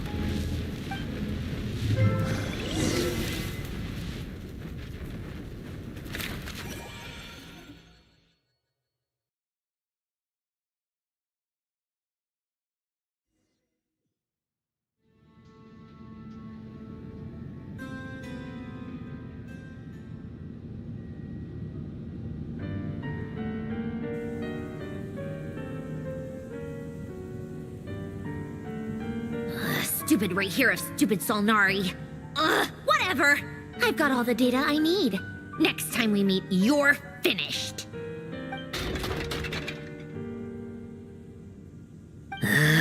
He sure doesn't pull his punches. Excuse me, do you need a hand? You can do me a favor by staying out of my way. Can't you see I'm busy? Wait a minute.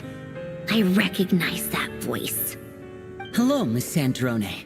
Father sent us over to help. How considerate of her.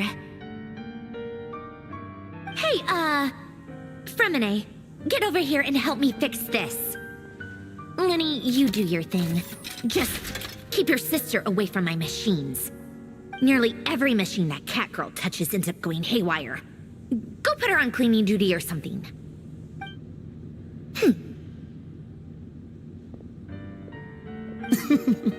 Then let's start downstairs. Fremine, we'll leave this place to you. You've got it. Wait a second. Pretty sure there's still some tea in the cupboard. If you want some, you'll have to make it yourselves.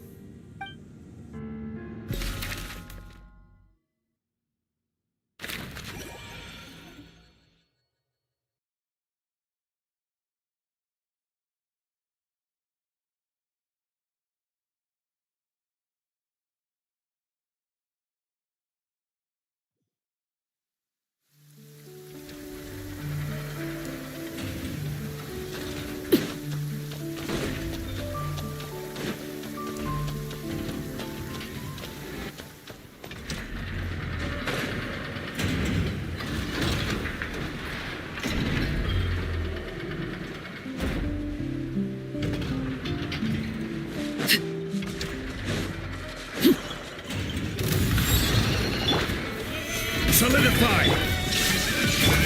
Rusty, revamp! Overruled! This is where you fall. Laid bare. Billowing surge!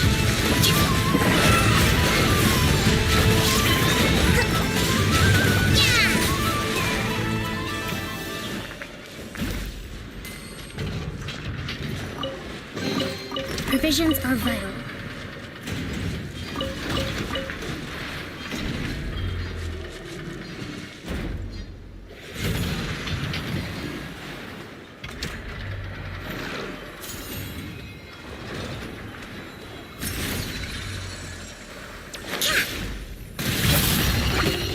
I will have order. Allow me!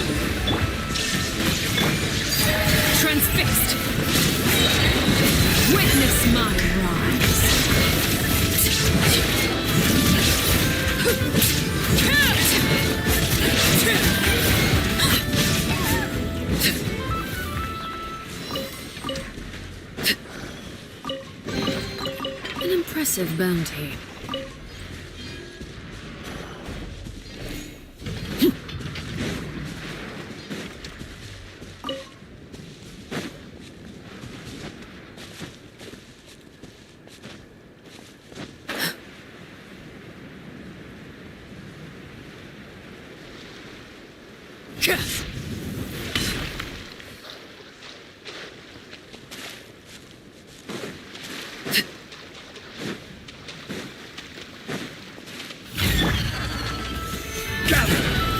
Illusion shattered! Inazuma shines eternal! Rest and rebuild!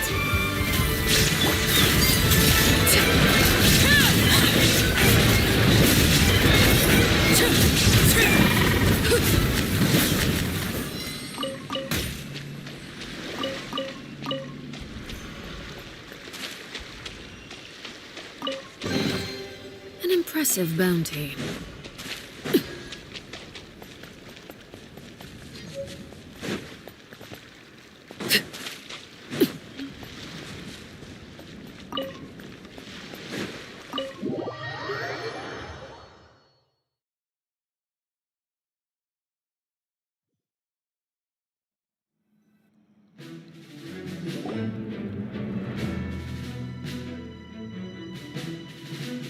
It's a relief to see you all made it back in one piece.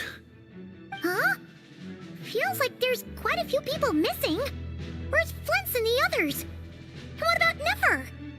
I returned ahead of them. Flint is helping Aino and Anefa to set up the decoys and buy us some time. As for Miss Nefer... Boss is still wrapping things up on her end. She sent us back to fill you all in on the top secret intel we've been gathering. I see. Then let's get right into it. But first, who do we have here? You brought someone else in to help? Greetings. I was invited here to help as a longtime Tea Party companion of Columbina's. You may call me Arlecchino. Surely it can't be. Those eyes. Oh, where have I seen them before? Wait, of course. In those memories we just saw. The only Arlecchino I know is the fourth of the Fatui Harbingers. So either you share a pretty uncommon name, or you're more than just a Tea Party buddy. You're well informed, Grandmaster. A man from Mondstadt living all the way out here in Nodcry, and yet the people and affairs of Snezhnaya seem to hold a special place in your heart. Oh, the feeling's mutual. Sounds like you know all about who I am, too. A Fatui Harbinger. The atmosphere in here just got really tense. Guess we can't just start trusting Fatui Harbingers, even at a time like this. I must admit, though, I'm a little curious. Seeing as the moon goddess no longer belongs to the Fatui, what makes you so willing to put your neck on the line here? Nor does Nodcry belong to Mondstadt, Mr. Varka. Yet still, you're fighting for it all the same. Things don't always have to have a tangible payoff. Sometimes, stopping things from spiraling out of control is a higher priority than chasing the spoils of victory. Of course, I can't say there's nothing in it for me at all. But that's between Columbina and myself. Forgive me. I don't mean to doubt you. It's just that the Fatui really have been the source of many of our troubles. We have our own way of doing things here in Nodcry. But ever since they arrived, the Fatui have treated us with nothing but hostility. I know there's been a lot of bad blood between us in the past. I've done my utmost to avoid friction whenever I could. But sometimes fundamental conflicts of interest simply can't be settled amicably. That's why I'm here solely in a personal capacity. This has nothing to do with the Fatui. As a gesture of good faith, I'll be frank. I can help Columbina track down the iridescent moon's marrow, which will help her restore more of her power. Anyway, what else is on the agenda? Let's begin. She says she'll be frank, then completely skips over the details. Looks like she doesn't want to give away too many secrets after all. But she clearly wants to change the subject. It'd be awkward if I tried to bring it up again now. I guess we'll just have to go along with it. She's the fourth of the Fatui Harbingers, after all. One look and you can tell she's not someone you'd want to mess with.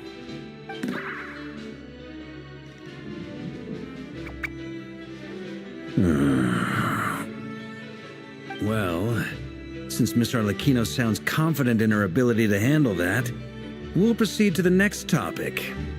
Yehoda, time to share that top-secret intel. All right, listen up, everyone. First, we now know that Rerir was originally a Conrian secret agent whose primary mission was to hunt down and assassinate the so-called Dregs of the Crimson Moon. The Dregs of the Crimson Moon? Mm-hmm. In the memories, there was a lot of talk about the Crimson Moon and Eclipse, and a whole bunch of other stuff from the time of Conria.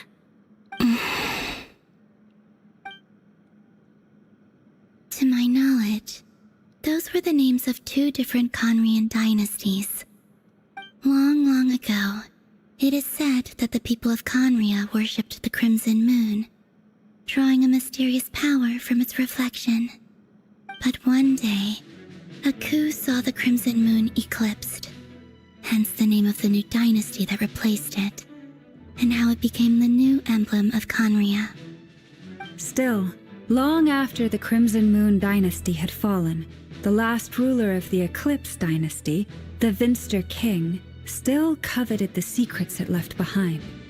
So, he sent the Rehir of Solnari to secretly hunt down the Crimson Moon's few remaining followers. In those days, Rerir showed no signs of madness. In fact, he was as normal as any other person. Oh, and he had a fiancé, or at least a would-be fiancé, called Tholindis.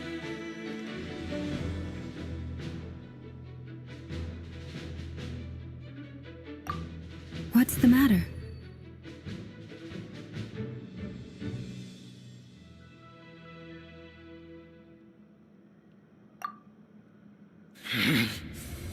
Verifully, Granddaughter,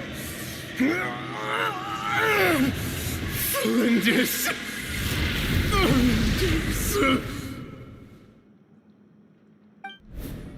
Interesting. Anything else? What about this would-be fiancé of his? Do we know anything about her? Well, she was a researcher at the Universitas Magistrorum, but it felt like she was hiding some kind of secret. Oh, and one more thing. For some reason, Rerir's fragment also contained some of Tholindis' memories, though only a very small portion. Well, no shortage of potential leads, I'll give you that.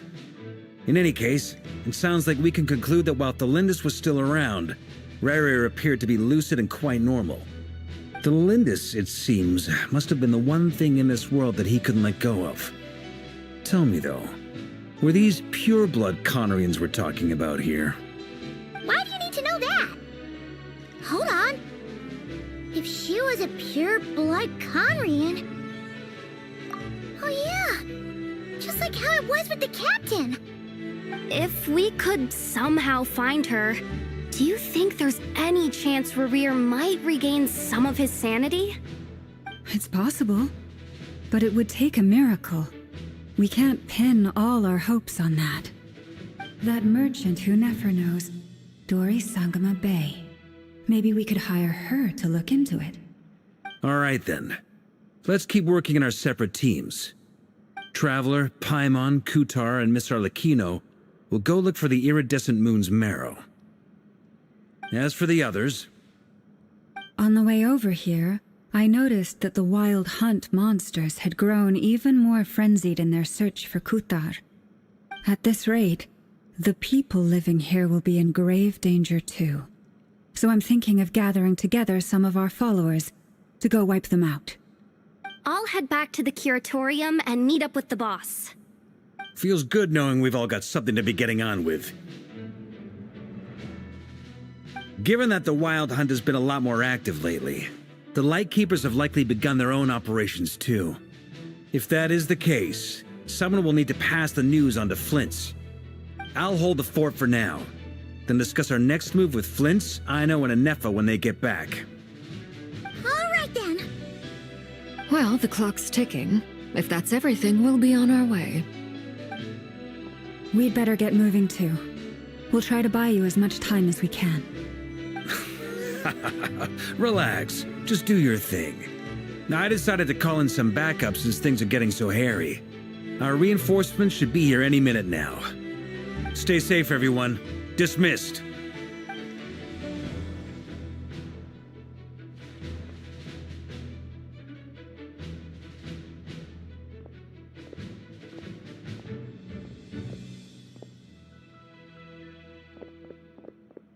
We're back.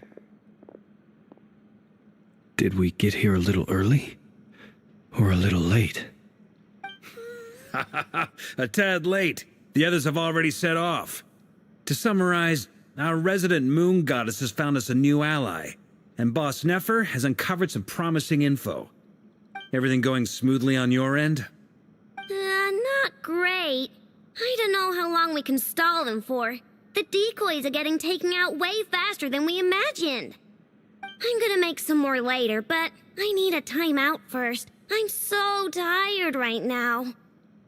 Oh, right! Anefa, could you fill in Uncle Varka on what we just discussed with Flint's? Sure.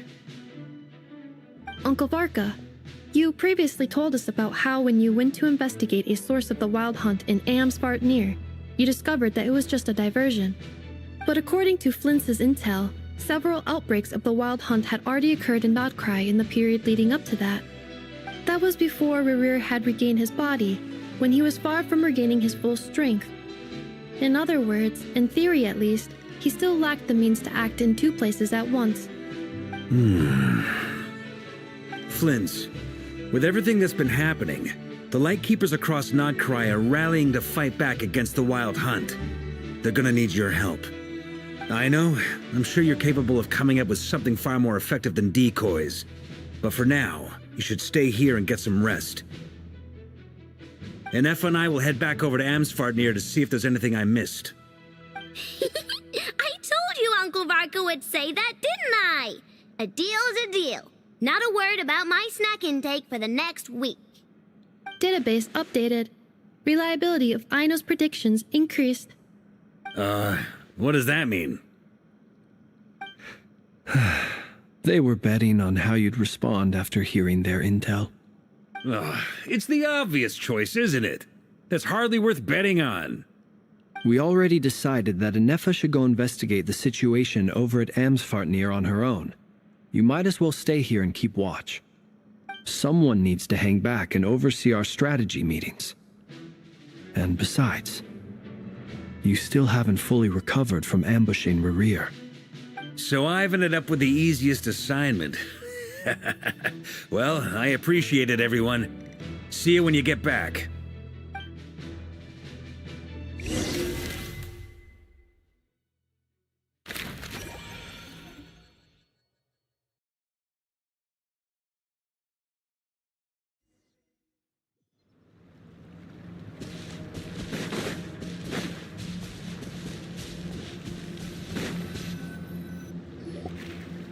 Here, this will serve as a good spot to cross over. Arlecchino, hold up a second! Since you brought us all this way, would you mind telling us what you've got planned? We still haven't got the slightest idea what's going on here. And if even Columbina doesn't know where the iridescent moon's marrow is, how do you? Simple.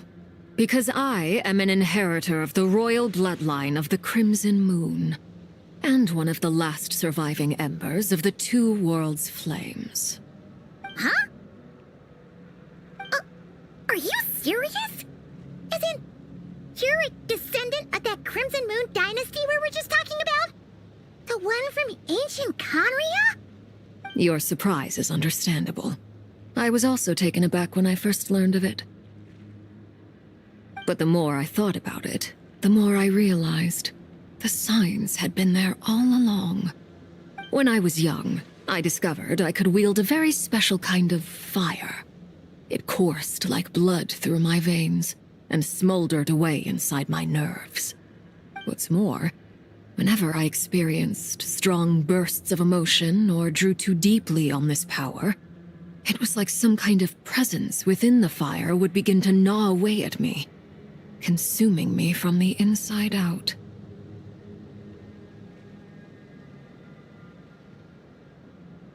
Exactly. That is why my hands are like this, too. At first, I saw it only as a curse, but once I became a harbinger, the jester apprised me of the truth. Together with my own investigations over the past few years, there are several things that I have gradually come to understand. For instance, take the so-called Crimson Moon. In truth, it is nothing more than the shattered remnants of the iridescent moon, fused with the abyss to prolong its lifespan. Since this blood flame was bestowed upon me by the Crimson Moon, it is a fusion of the iridescent moon's former power and the corruption of the abyss. You all understand the nature of the abyss well enough. I draw upon its power, and in return, it hungers for my soul. This strange blackness is the mark of corruption it has left behind. If I recall correctly, you once told me that if the corruption ever made it to your heart, you'd become a completely different person. Yes, and that's the reason I'm always careful not to push my power too far. It's essentially a never-ending tug of war. Whew. Sounds intense. Anyway, the rest of my story can wait. Is there anything else about the Crimson Moon or the Iridescent Moon that you're unclear about? Paimon has a question. So, the Crimson Moon that the Karians used to worship was actually the Iridescent Moon, right? Which was one of the three Moon Sisters. Does that mean that the Karians were to the Crimson Moon as the Frost Moon Scions are to the Frost Moon? So much of that history has been lost. We have no way of knowing exactly what they were like. But I would suspect that the Conrians weren't as devout in their moon worship as it might appear. The iridescent moon's remains simply served as their link to the abyss. Later on, perhaps someone discovered a way to make direct contact with the abyss. Or maybe there was some kind of ideological divide. Either way, a dissenting faction staged a coup and drove out the royal heirs of the Crimson Moon dynasty. Still, even with the dark sun looming high overhead, the Crimson Moon's glow never truly faded. If you want living proof, it's standing right before you. The first time we met, I sensed something familiar in your presence. When I looked at you, I felt I could see that mysterious red moon in the corner of my eye.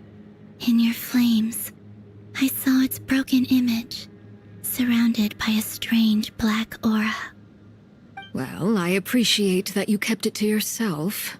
Much about the Crimson Moon is still a mystery, and I'd prefer not to end up as the object of an insane research project.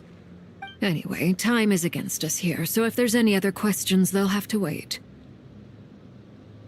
I just want to make sure I've got one thing straight. In her letter, Sandrone mentioned that since you are unable to contain the iridescent moon's marrow yourself, you intend to leave it in my custody, correct? That's right. For now, it's the only way I can pay you back for your help. The iridescent moon is already part of who you are, so with its marrow in your possession, you'll be even more powerful than before. Deal. Then let's get started. Get what started? What does this place have to do with the Crimson Moon? When I first became a harbinger, the jester gave me a book called Paranhari, also known as Leobranto Innamorato. You should be able to buy a copy next time you're in Fontaine. It's a love story set in the Crimson Moon era, but setting aside the tangled romances of it. In the Crimson Moon era, or so the story goes, there was an orphanage that received children from beyond the bounds of this world, and subjected them to a peculiar induction ceremony. Beyond the bounds of this world? For real? And what kind of induction ceremony? The Crimson Moon Sages looked beyond this world for beings with powers that surpassed the gods. But fearing they might lose control, they subjected these children to a process of refinement. They made these children crawl up a fireplace and kept asking them, "Have you died? Did you see it?" Until they finally admitted to having died and seen a crimson moon. The adults embraced the children who passed the ritual, telling them, "Within the fireplace, you have traversed the flames between two worlds. Here and now, you are born anew." The book leaves much unsaid, but I suspect that this was their way of branding the children they had enrolled, leaving an indelible mark upon them so that they would forever live in the Crimson Moon's light. That explains why I can't sense the Crimson Moon's marrow in this world. It makes sense that it would be sealed in a special space that can only be accessed temporarily through some kind of ritual. But there's no fireplace here. Do you see a chimney anywhere? Oh, are we supposed to build it ourselves? Okay, fine. Paimon will go find some bricks. That won't be necessary. The fireplace is purely symbolic. The key to the ritual is crossing the flames between two worlds. In other words, the flames that burn within me. Those burned away by such flames leave behind a kind of ghostly afterimage in the world.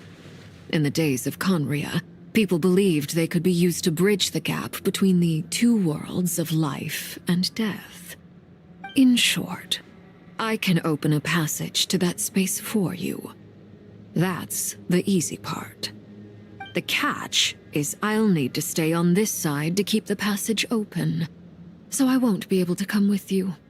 Once you're inside, you'll have to find your own way. Very well. Then I'll open it up. Traveler, spare me a little more moonlight if you would. I may need it.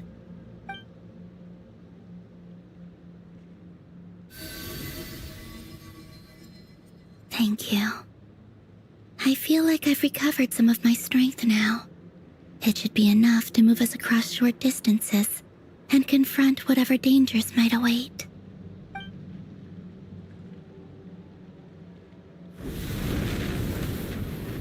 Mistress of the seven hues of ages past, great mother of the present, crimson-clad sovereign of the two realms, by fire severed, by fire renewed, I offer myself now and beseech your descent.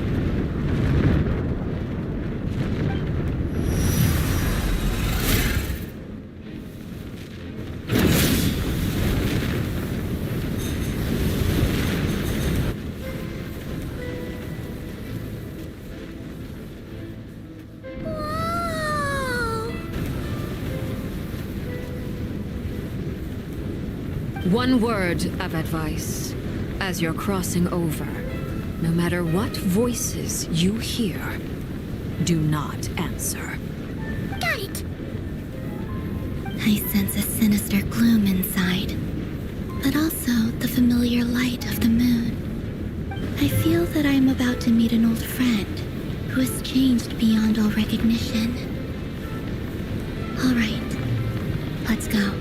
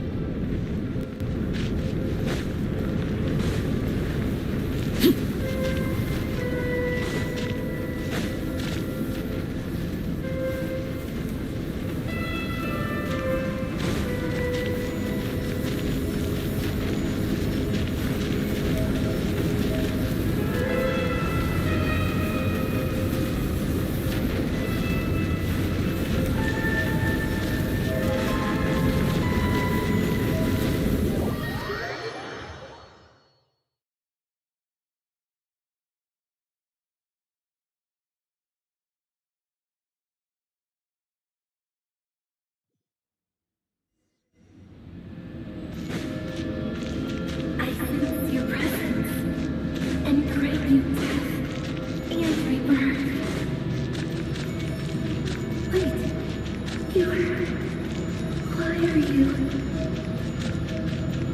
You have crossed over from another world, transcended fate itself. I have no right to.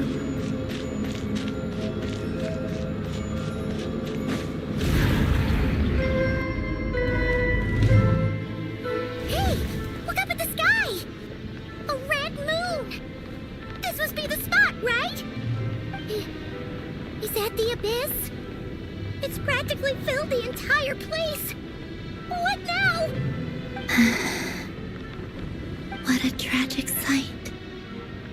Fragments of your broken body, seized by the abyss, and hung up aloft like mummified remains. Iridescent moon, was this truly what you wished for? Careful! There's something spooky about this place. Feels like something is lurking in the fog.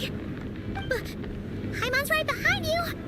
Whatever you do, don't run off without her.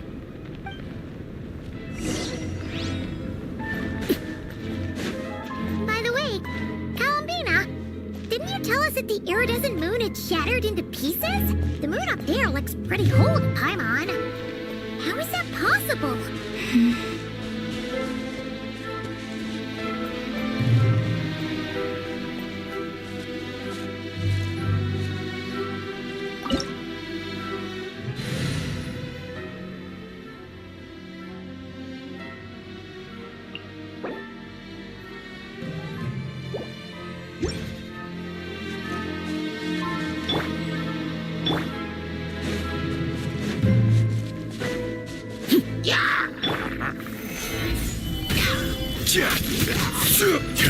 This is order.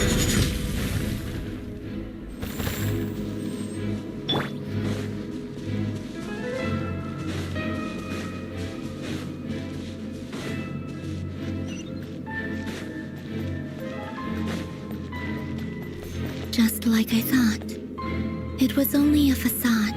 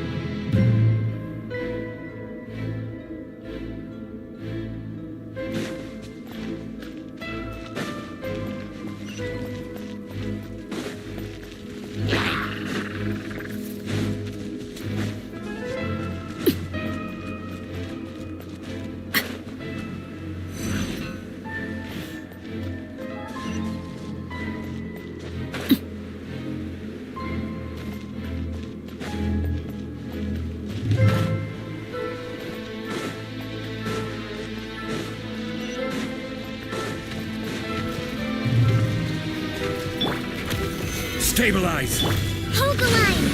Shine down, everlasting as the moon! Laid bare.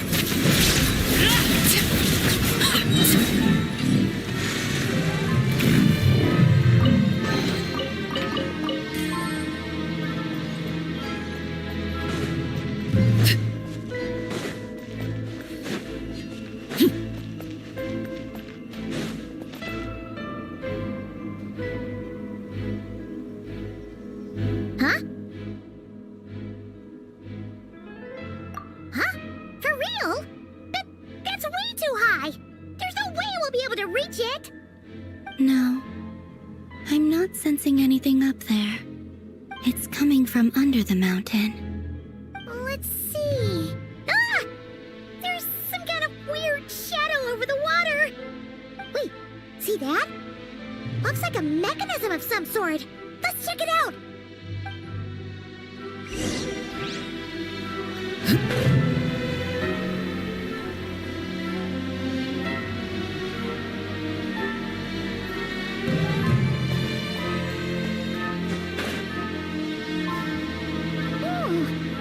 Looks like a device from the time of Kalia. Maybe people once came here to study the Crimson Moon's domain, and they left this behind. Oh, if we could activate it, we might find some clues.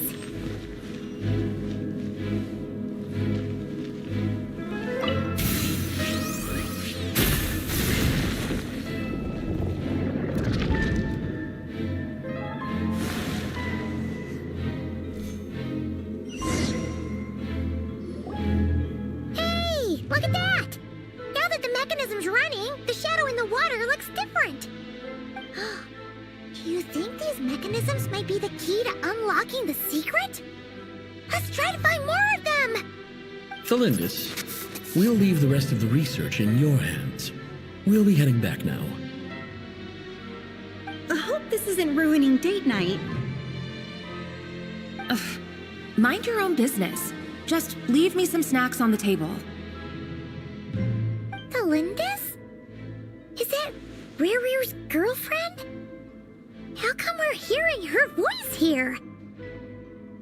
Oh yeah! So, do you think she was studying this strange space all along? The Abyss has made this space extremely unstable. Maybe that's why some of the things she said and did were preserved here. Like echoes. Or after images. Whenever I see this view, it takes me back to a poem from my childhood.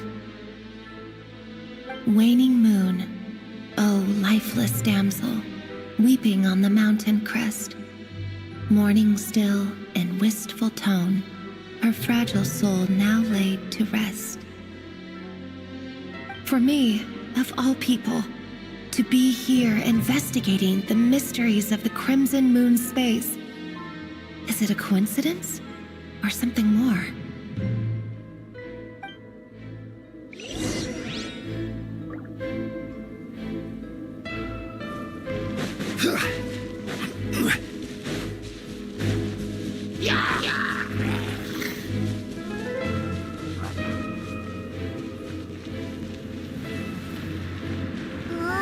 Looks like the Abyss has messed up this mechanism. We need to find a way to get it working again. Let's see if there are any other devices nearby.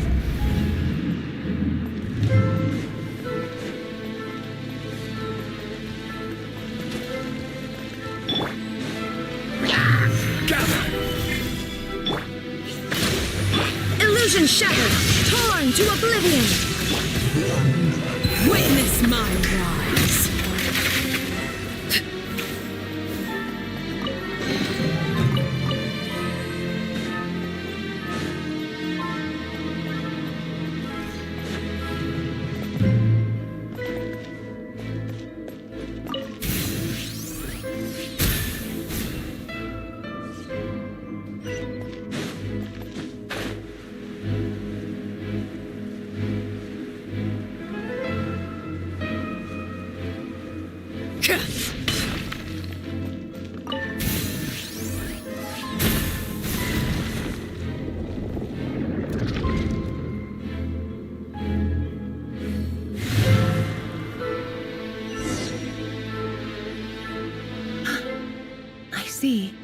So the moon marrow, or rather the power of the 3 moons, is the key to unlocking.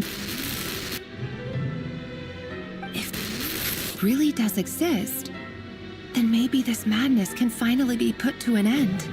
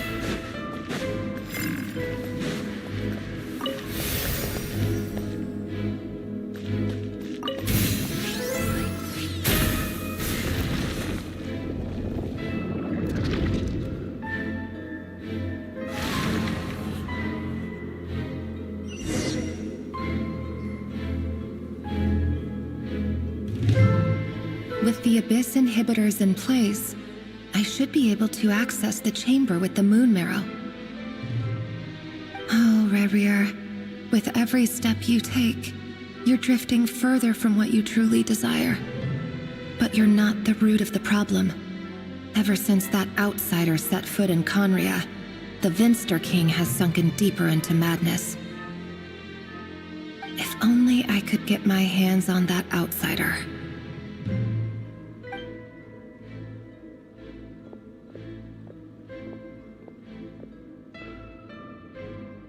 Hey look! The moon's reflection is back to normal! Alindis' voice mentioned a chamber with the moon marrow. Do you think maybe it's hidden in the moon's reflection? It must be. For within it, I sense the fragile aura of a dying soul. Then there's no time to lose! Let's go!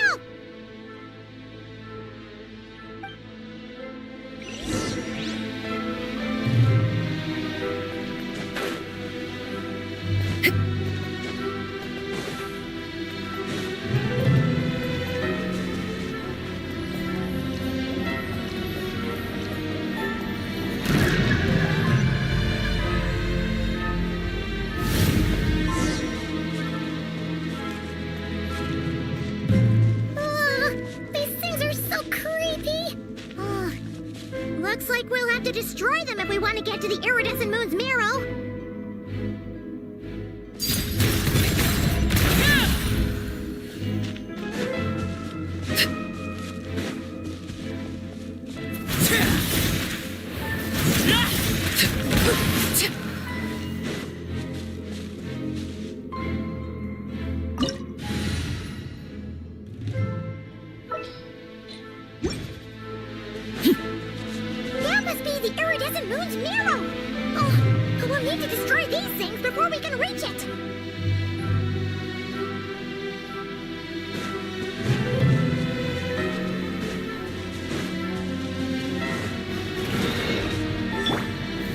Stabilize! Rest and rebuild! Torn, bring root! Laid bare!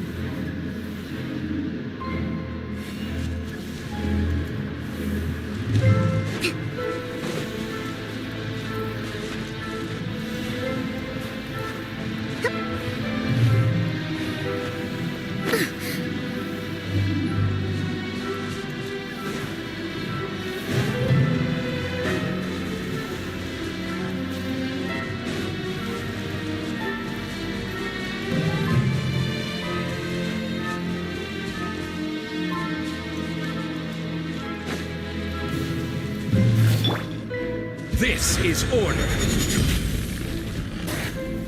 Gather. Hold the line. Overruled.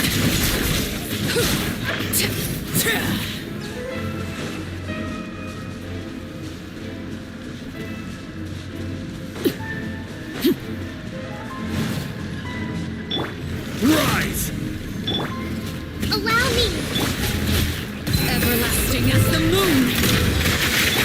Shine down. Now you shall perish.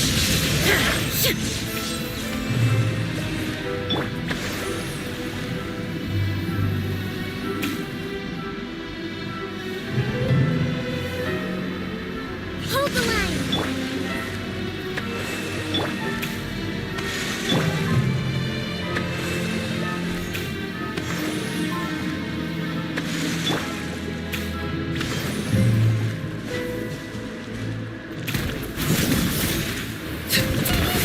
We're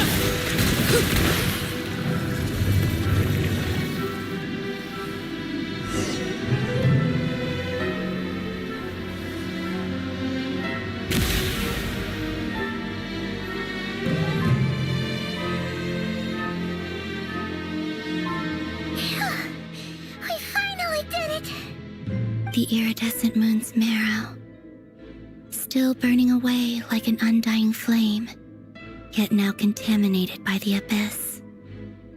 It has taken on a new form entirely. If we can purify the abyssal power within, we should be able to obtain its untainted essence.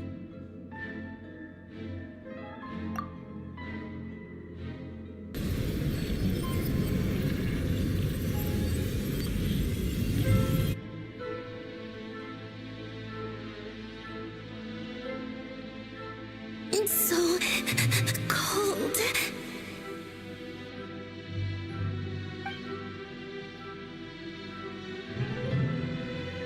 Is it you?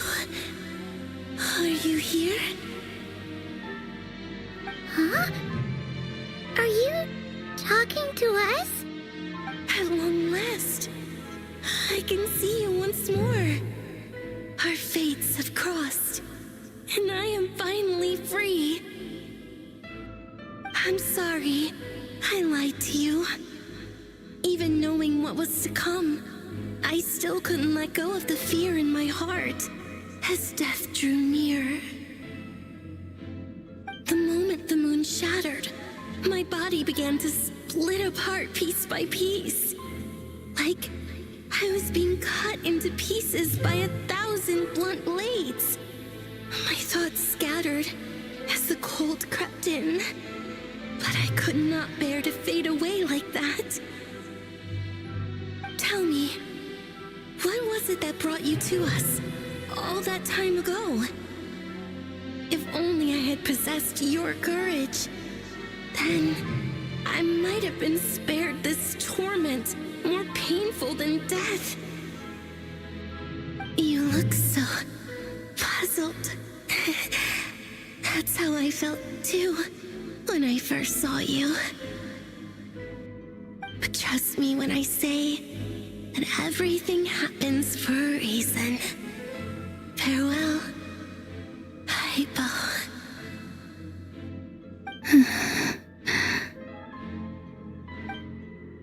What was that all about? Was that the goddess of the iridescent moon? Oh, it sounded like she was speaking to a long-lost friend. But none of us have ever met her before, right? Perhaps. She took me for the goddess of the frost moon she once knew. For a fading soul like hers, our auras must be too similar to tell apart. But anyway, we've got the iridescent moon's marrow now. That should help you regain your strength, right? All right, time to leave this place and meet back up with Arlecchino. Let's go!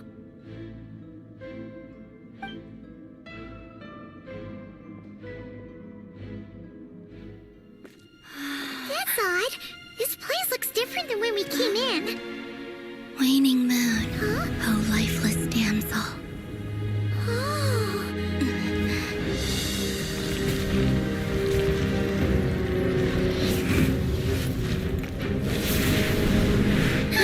Hurry! The place is collapsing!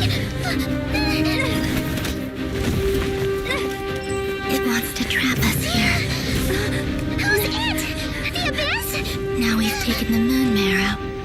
All that's left here is a dark will. It will show us no mercy.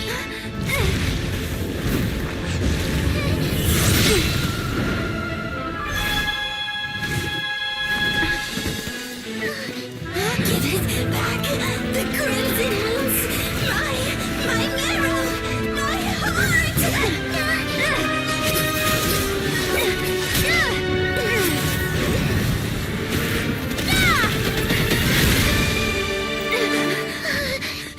Finally! Huh? Oh no! The exit's blocked! They're back! Now what do we do? This is where you fall. Witness my rise. What are you waiting for?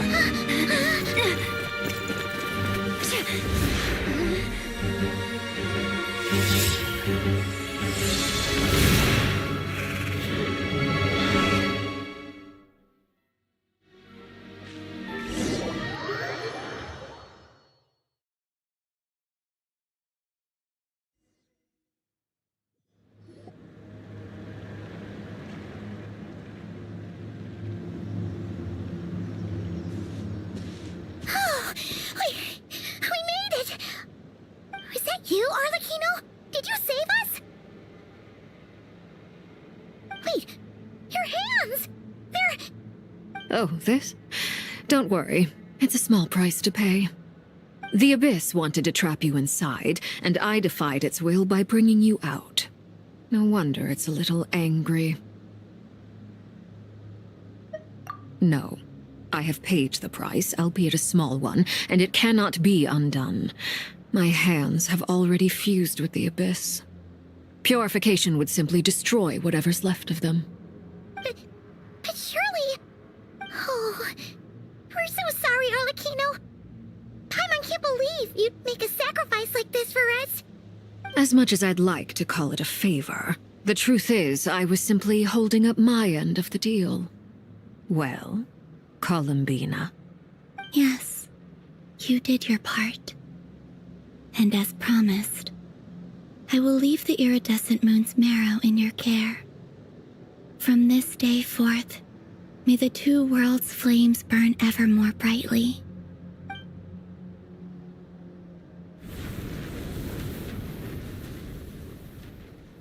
I'll take that as a blessing.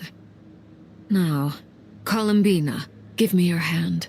Accept this moonlight I offer in return.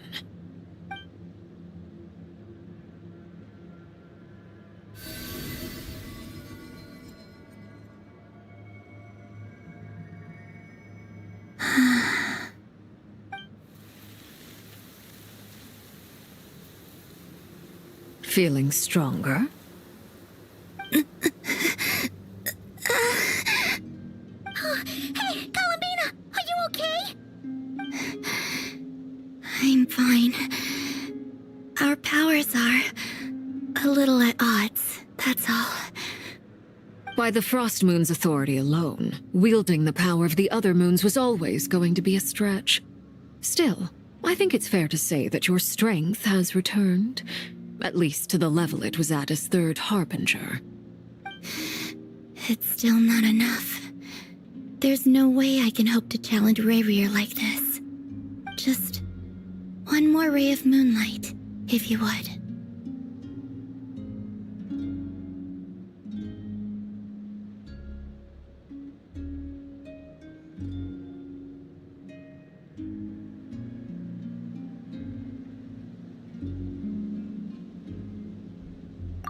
It's okay. I can take it.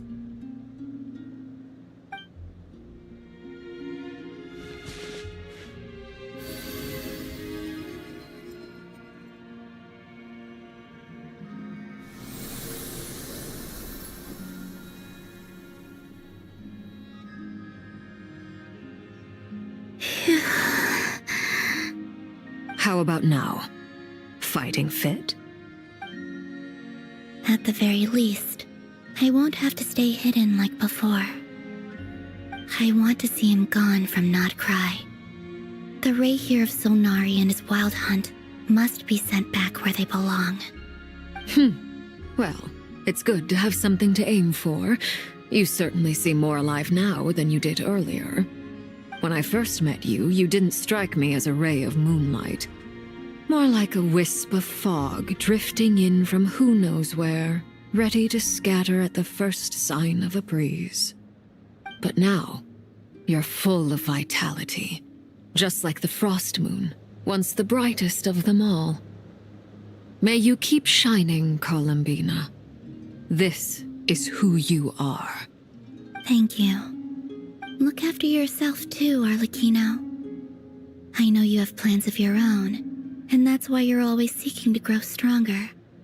But whatever you're after, don't let the Abyss take a hold of you. I do not wish to see you go down the same path as Rayrir. I appreciate the concern, Columbina.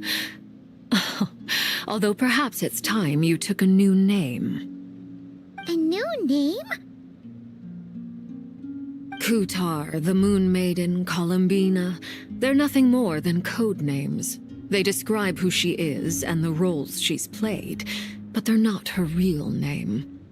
We often use code names in the House of the Hearth, too. But it's knowing your real name that keeps you grounded. Up till now, you've been living a wandering life, so you've probably never really cared. All I'll say is this. Once you've defeated Rerir, give it some thought. All right, that's it from me. I'll get you back safely first, then go meet up with Sandrone.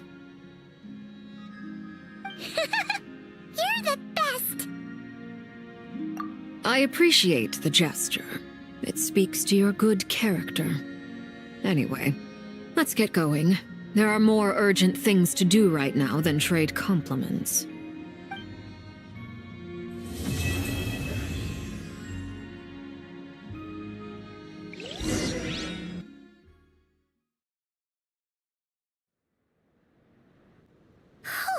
It was a close call, but we got the iridescent moon's marrow and restored Columbina's strength, and that's all that matters.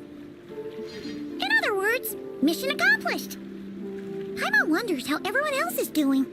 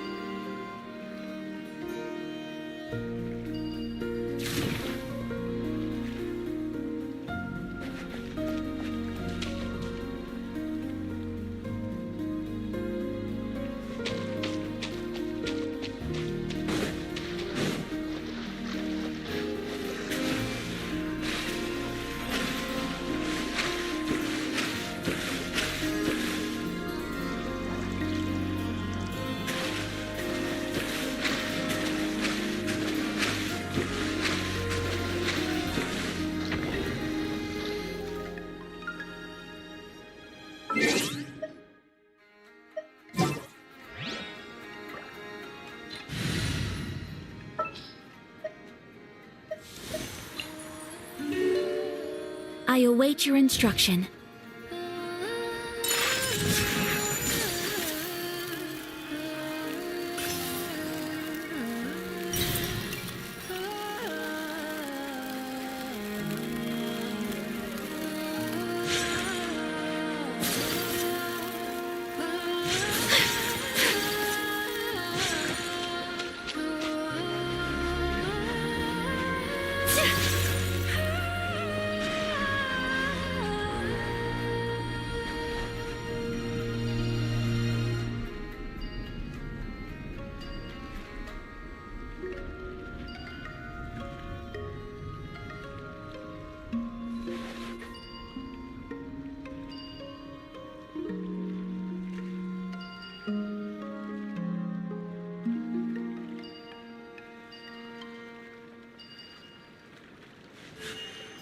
A blade embraces its duty, as a jeweler cherishes their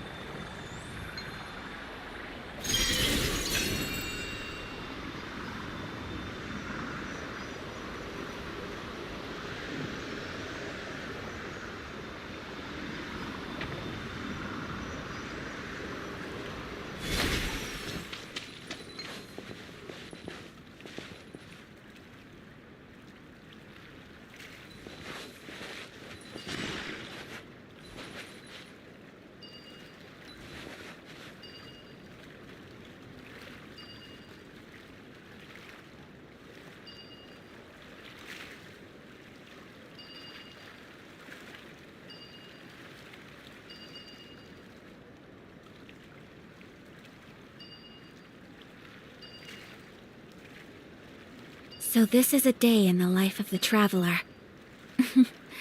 I'm learning more about you all the time.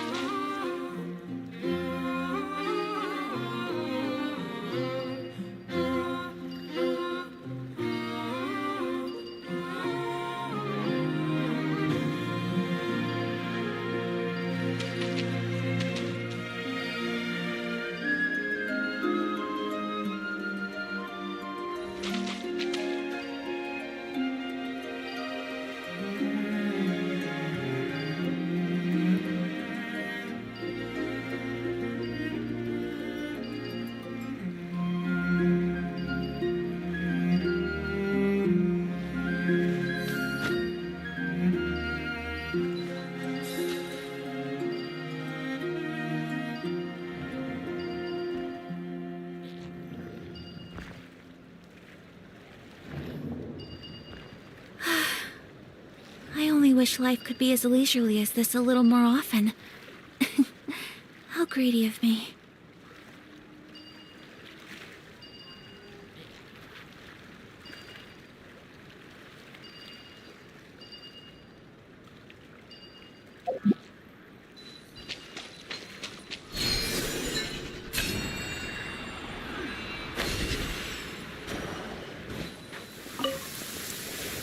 Come with me. Let us find shelter from the rain.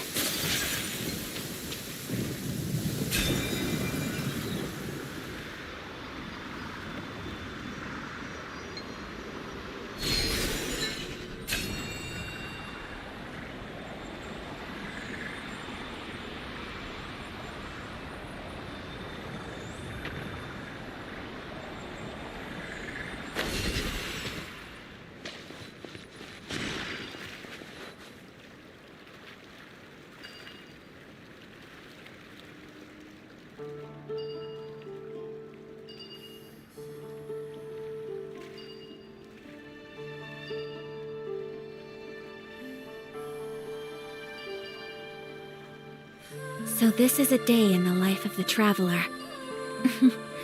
I'm learning more about you all the time.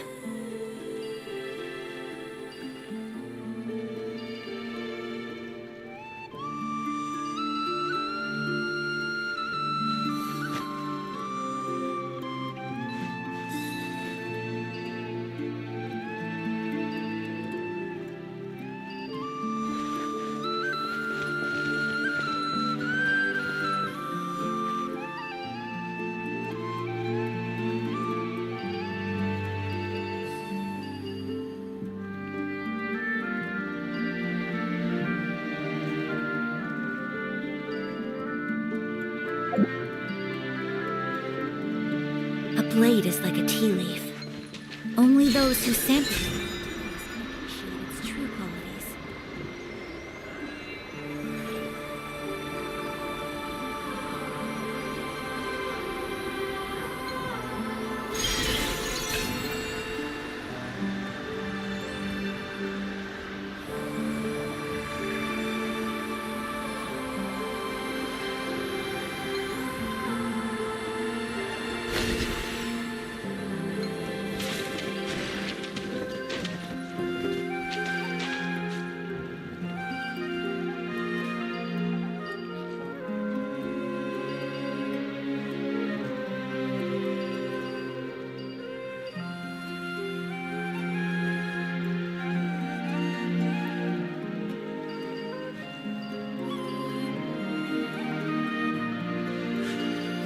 A blade embraces its duty, as a jeweler cherishes their gems.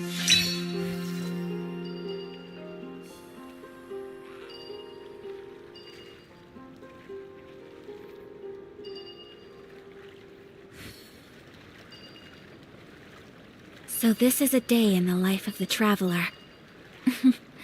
I'm learning more about you all the time.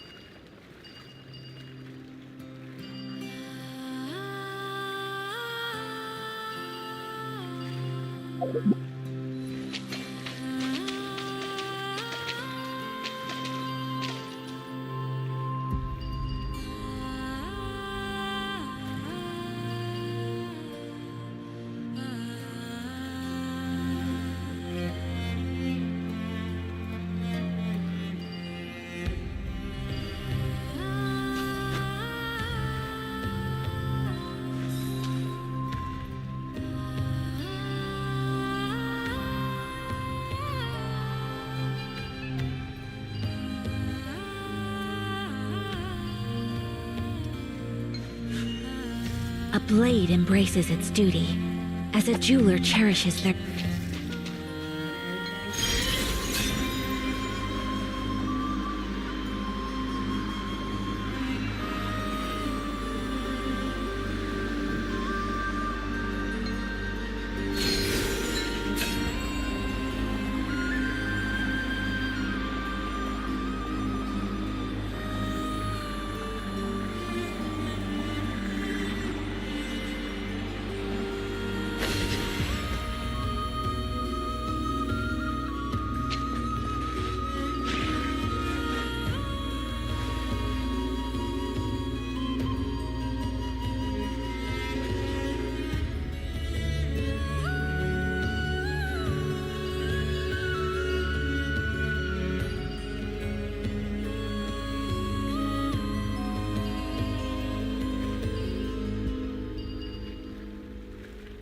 A blade is like a tea leaf.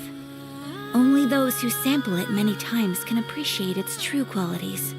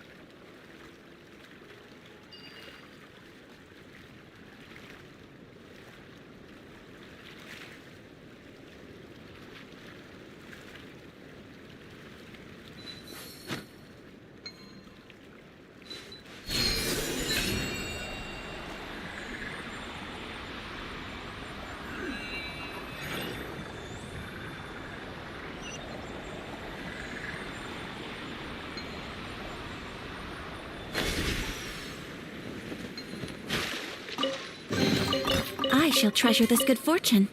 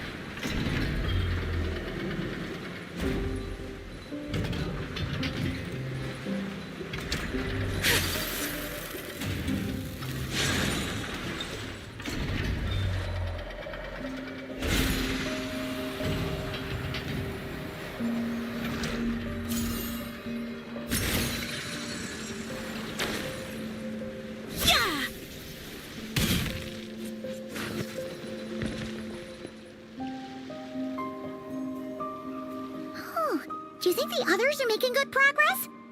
Hope it's all going smoothly. Huh! Hey, look! They made it back as well! Prince! Llama! How did it all go? All is well, thank you. Nefer and Yehuda had to stay at the curatorium to wrap things up, so they won't be joining us for now. I ran into Miss Anefa and Miss Aino on the way back. Their work is still in progress, so I suspect they won't be back for a while either. You seem rather cheerful today, Mr. Flintz. I certainly am. I achieved what I set out to do and came away with more than I bargained for.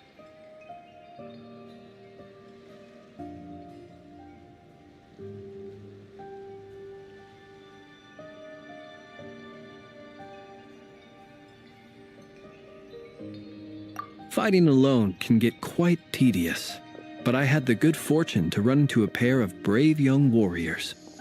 We meet again. How have you been? Albedo! What are you doing here? Thankfully, tracking you down turned out to be a lot simpler than we envisaged. These two courageously lent me a hand while I was fighting the wild hunt. When they told me they were Servarka's colleagues, it all made sense. And given how people of outstanding talent tend to cross paths, it's no wonder you're already acquainted. So, who's your travel buddy, Albedo? Why don't you come and introduce yourself?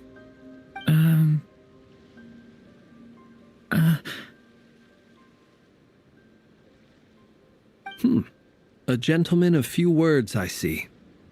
And a rather stern countenance. I presumed you were acquainted with him. Is that not the case? It's nice to meet you. Again. We've technically met before. Wait a sec! You're Minnie Durin! That's right. It's me. I'm glad to see you again. By the way, he says it's okay if you drop the mini. Yeah, I'm not as mini as I used to be. Interesting, isn't it? The first step towards blending into human society appears to be reflecting on whether one's name really reflects who they are. Wow! You look so different! In a good way, of course. It's great to see you looking so healthy. Thank you, Paimon. And although you're as mini as ever, I understand that diminutives don't always convey endearment. I'll be sure to simply call you Paimon as a sign of my great respect for you. Wow! You're such a smooth talker now. Paimon could get used to this. From now on, you may refer to her as your esteemed guide, Paimon. Personally, I think our little Paimon is the perfect size. When people call her Little Paimon, it's just because she's so adorable that they can't help themselves. If that's not a sign of endearment, what is? You're absolutely right, Miss Lauma. My brother still has a long road ahead of him when it comes to understanding human relationships. Anyway, speaking of long journeys, didn't Columbina, leave with you? How come she isn't back yet? She's been catching up with old friends. Wouldn't be surprised if she stopped for a cup of tea or 10 on the way back. Talking about me? Hope it's nothing negative. ladies and gentlemen, but I was merely escorting my friends back. I'll be meeting Sandrone shortly, as we still have some things to discuss. It's been a pleasure, everyone. But this is where I'll say goodbye. We really appreciate your help. Goodbye. We really appreciate your help. Oh, come on. Spare the formalities. I'm just glad I could help out some true friends. I understand. Well, bye for now, Harlequino.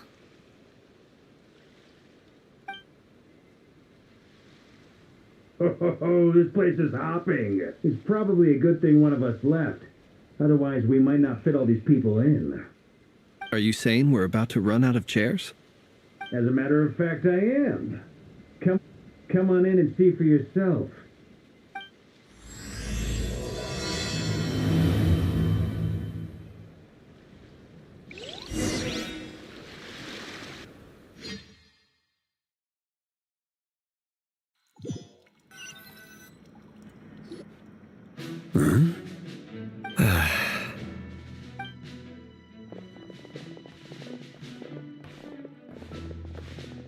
I overheard your little chit-chat outside, by the way.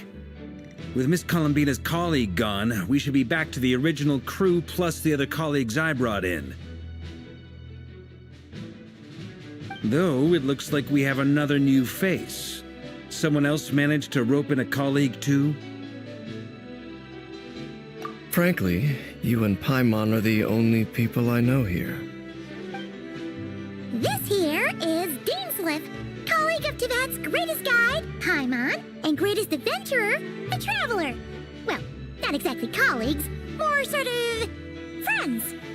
When someone else jumps in to do the announcing, you know you're speaking to someone important. Let's hear what he has to say. Note to self.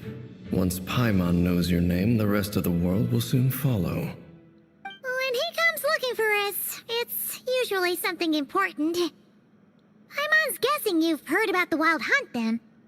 From the looks of it, you're about to hold a meeting. If I were to say that the Wild Hunt is our mutual enemy, would that earn me a seat at the table? As the saying goes, the enemy of my enemy is my friend. Mr. Dainsleif, there's a seat with your name on it. Though, I can't promise the same for everyone else. Hey, Albedo, think you can rustle up a couple more chairs? After all this time apart, Grandmaster Varka's first order is to rustle up a couple more chairs. I've missed this. Is he being sarcastic? Hey, he's your brother. Why are you asking us? I've still got a lot to learn about the nuances of human conversation. Trying to decipher Albedo's way of speaking has been like jumping in at the deep end. Oh, good point. Paimon gets you now. Don't sweat it. There are people who go their whole lives without getting the hang of it. You're ahead of the game already.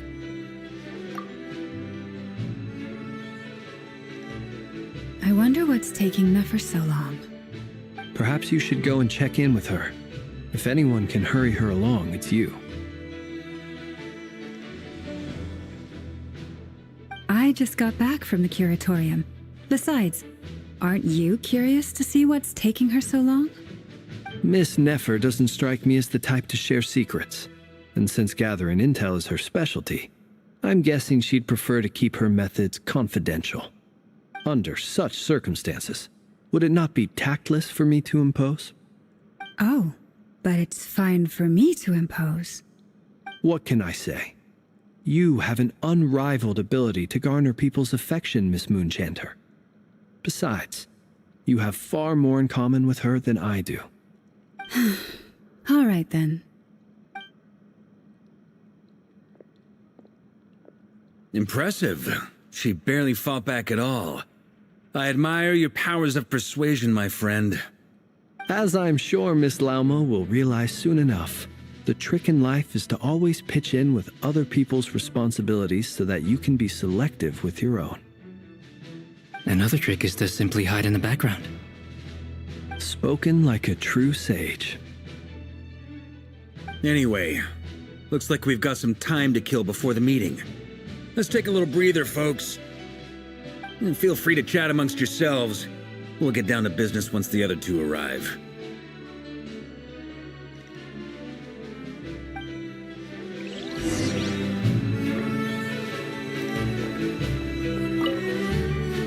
You're both awfully quiet. Why don't I start us off with an icebreaker? Much obliged. Have either of you ever had your portrait painted? If not, I'd be glad to help. That sounds like a lovely idea. You know how to paint, then? I dabble occasionally. He's an excellent painter. Tables, chairs, people, dragons, you name it. He'll paint it for you. I'm flattered. If I ever get the chance, I'd like to give it a try myself. I'll bear that in mind. Anyway, how about you, Durin? What sort of portrait would you prefer? Oh, I'd be fine with anything. Whatever style feels best to you. Very well. Then I'll play it by ear. You can replicate any style I want? I can try. If you show me a sample, I'll do my best to match it. Thank you. In that case, I'll dig up some reference material for you.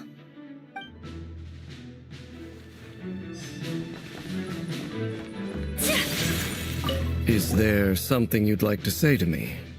Yeah! For starters, why'd you just show up here without even giving us a heads up? If you think back to our previous interactions, you may recall that that's hardly out of character for me. You do have a point there.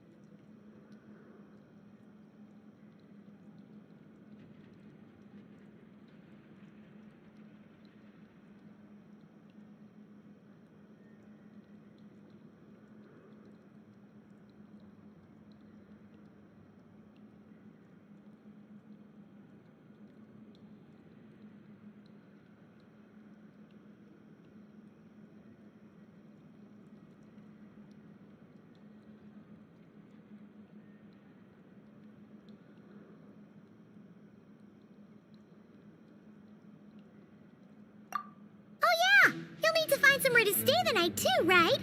Want to tag along with us? You never know. We might get a group discount. Sure. Let's do that. Great! Paimon will handle it. And in return, we can get Dainslift to be our very own personal bodyguard. If that's what you had in mind, you should have said so sooner. I'd be happy to help. Oh, okay then. I was only kidding, but good to know. Anyway, since we're all here together, we might as well watch each other's backs. That's just what friends do, right? Indeed. Thank you.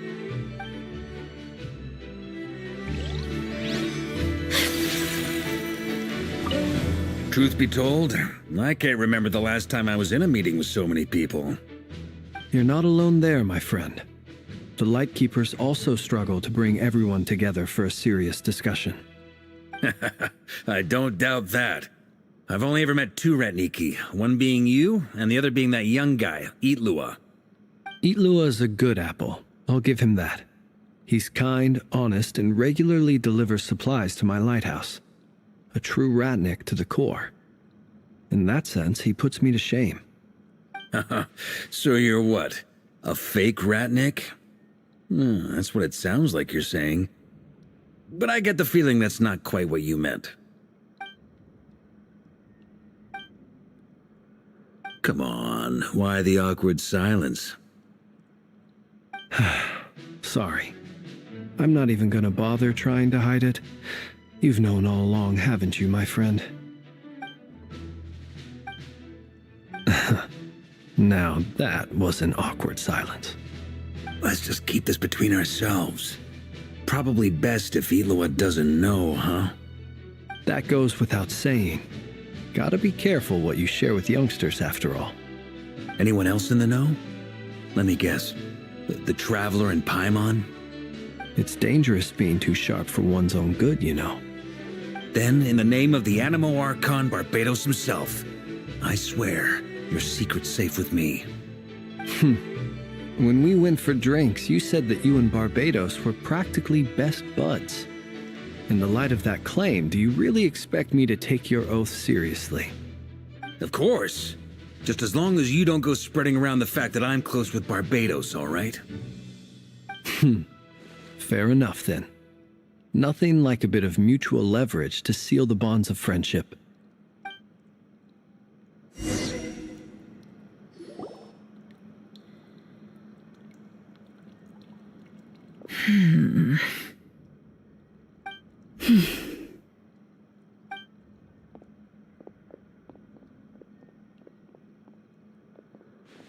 Ah, Miss Nefer.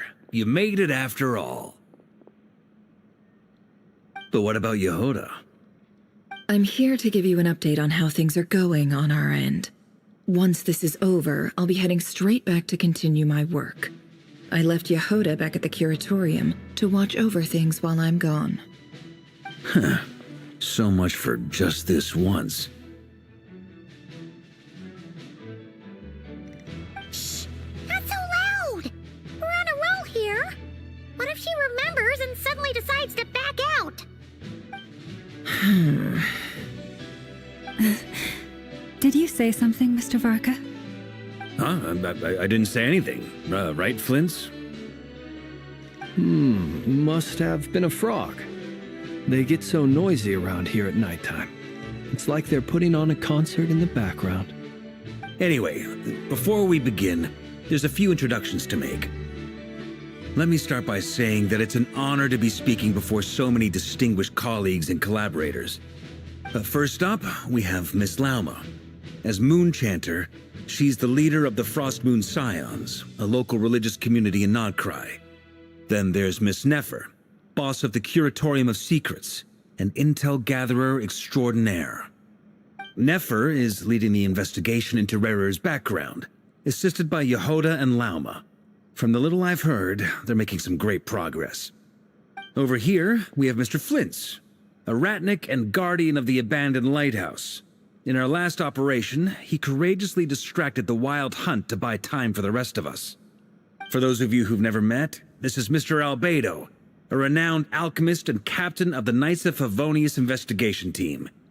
By his side is a new face for us all, myself included, Mr. Durin, who has come to lend his aid. Next up, we have the Moon Maiden and former Fatui Harbinger, Miss Columbina. Then we have the Traveler, who's earned more titles than I could possibly hope to list out, so I'll spare you the rundown. And Paimon, the ultimate travel companion and quite possibly the best guide in all of Tevat. Wow! That's a lot of people! Great turnout!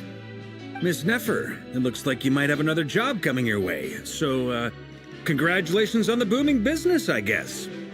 You think I haven't got enough on my hands as it is? Who's looking for me now?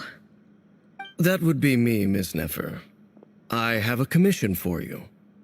And you are? Who I am doesn't matter right now. What does matter is that I'd like you to gather more intelligence about the Recher of Solnari. Well, it's not as if we never take on anonymous commissions, but in your case, I'll have to decline. I'm gonna take a wild guess and say your job's probably more hassle than it's worth. Something about you seems like bad news. It's my eyes, isn't it?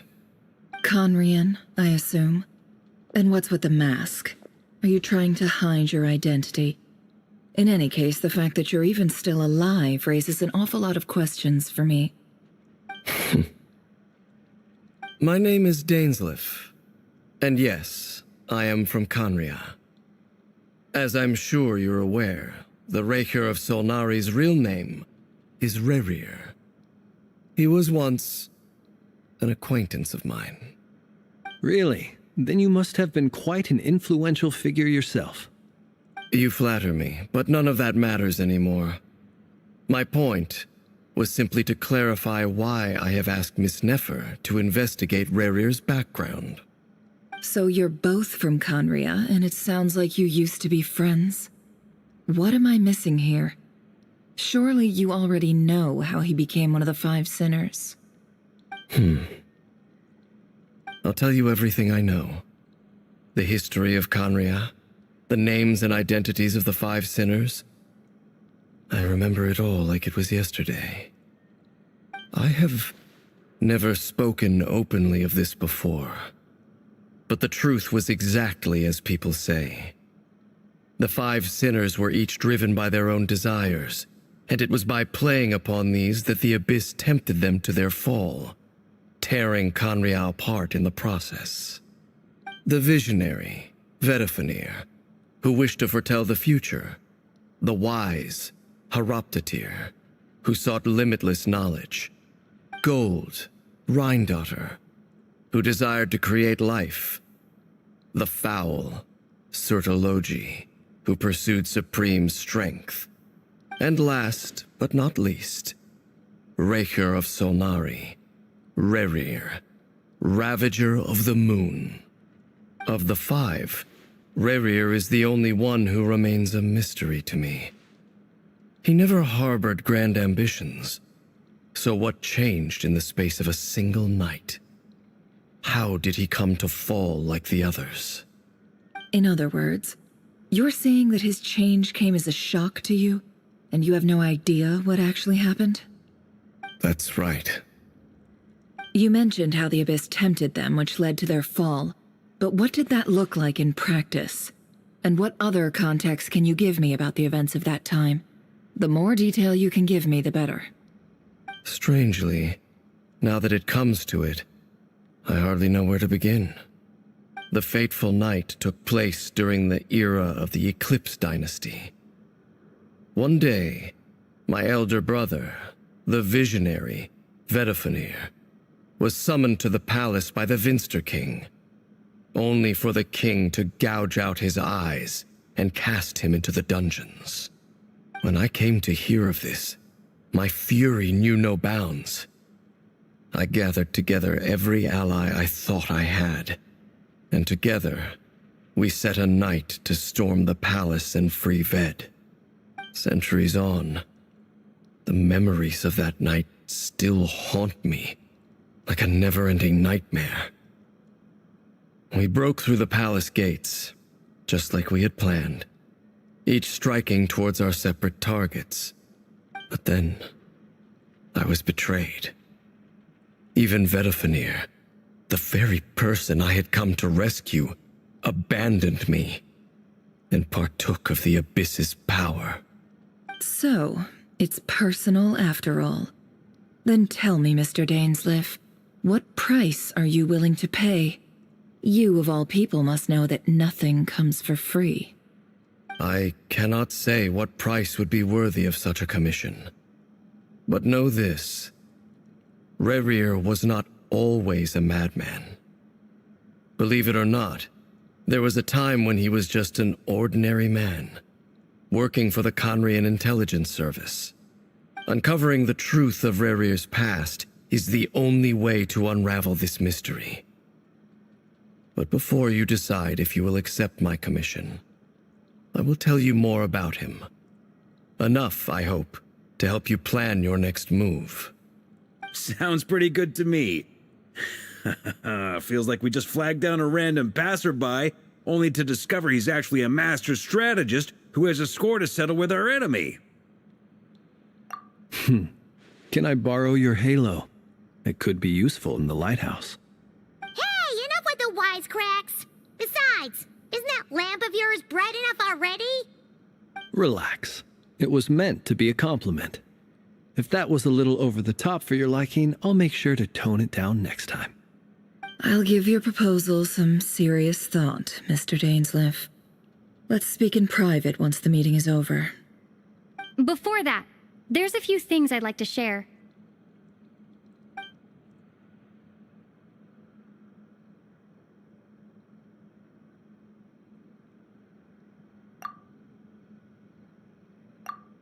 Now that we've united the hearts of the three moons, your power should be greatly enhanced. But it seems like that hasn't happened yet? I believe it will take a little longer. You've done so much for me, so I want to be completely honest with you all. Even though I'm doing a lot better now, the truth is, my recovery will likely be an ongoing process. From the moment I was born, my power has been slowly ebbing away. And that is because Tevat has never accepted me. Even with the moons united as one, it seems my rejection cannot be undone. So far, I have yet to find a solution. It may turn out to be a problem that will plague me until the day I finally leave this place behind. Even so, I will do everything in my power to help you drive out the Rayhir of Solnari. As Arlecchino put it, this is not about chasing the spoils of victory. It's just a gesture of heartfelt gratitude. Kutar.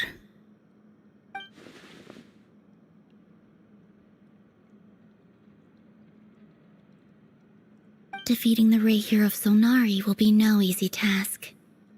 While my strength slowly recovers, we'll also need to gather more intel. Naturally.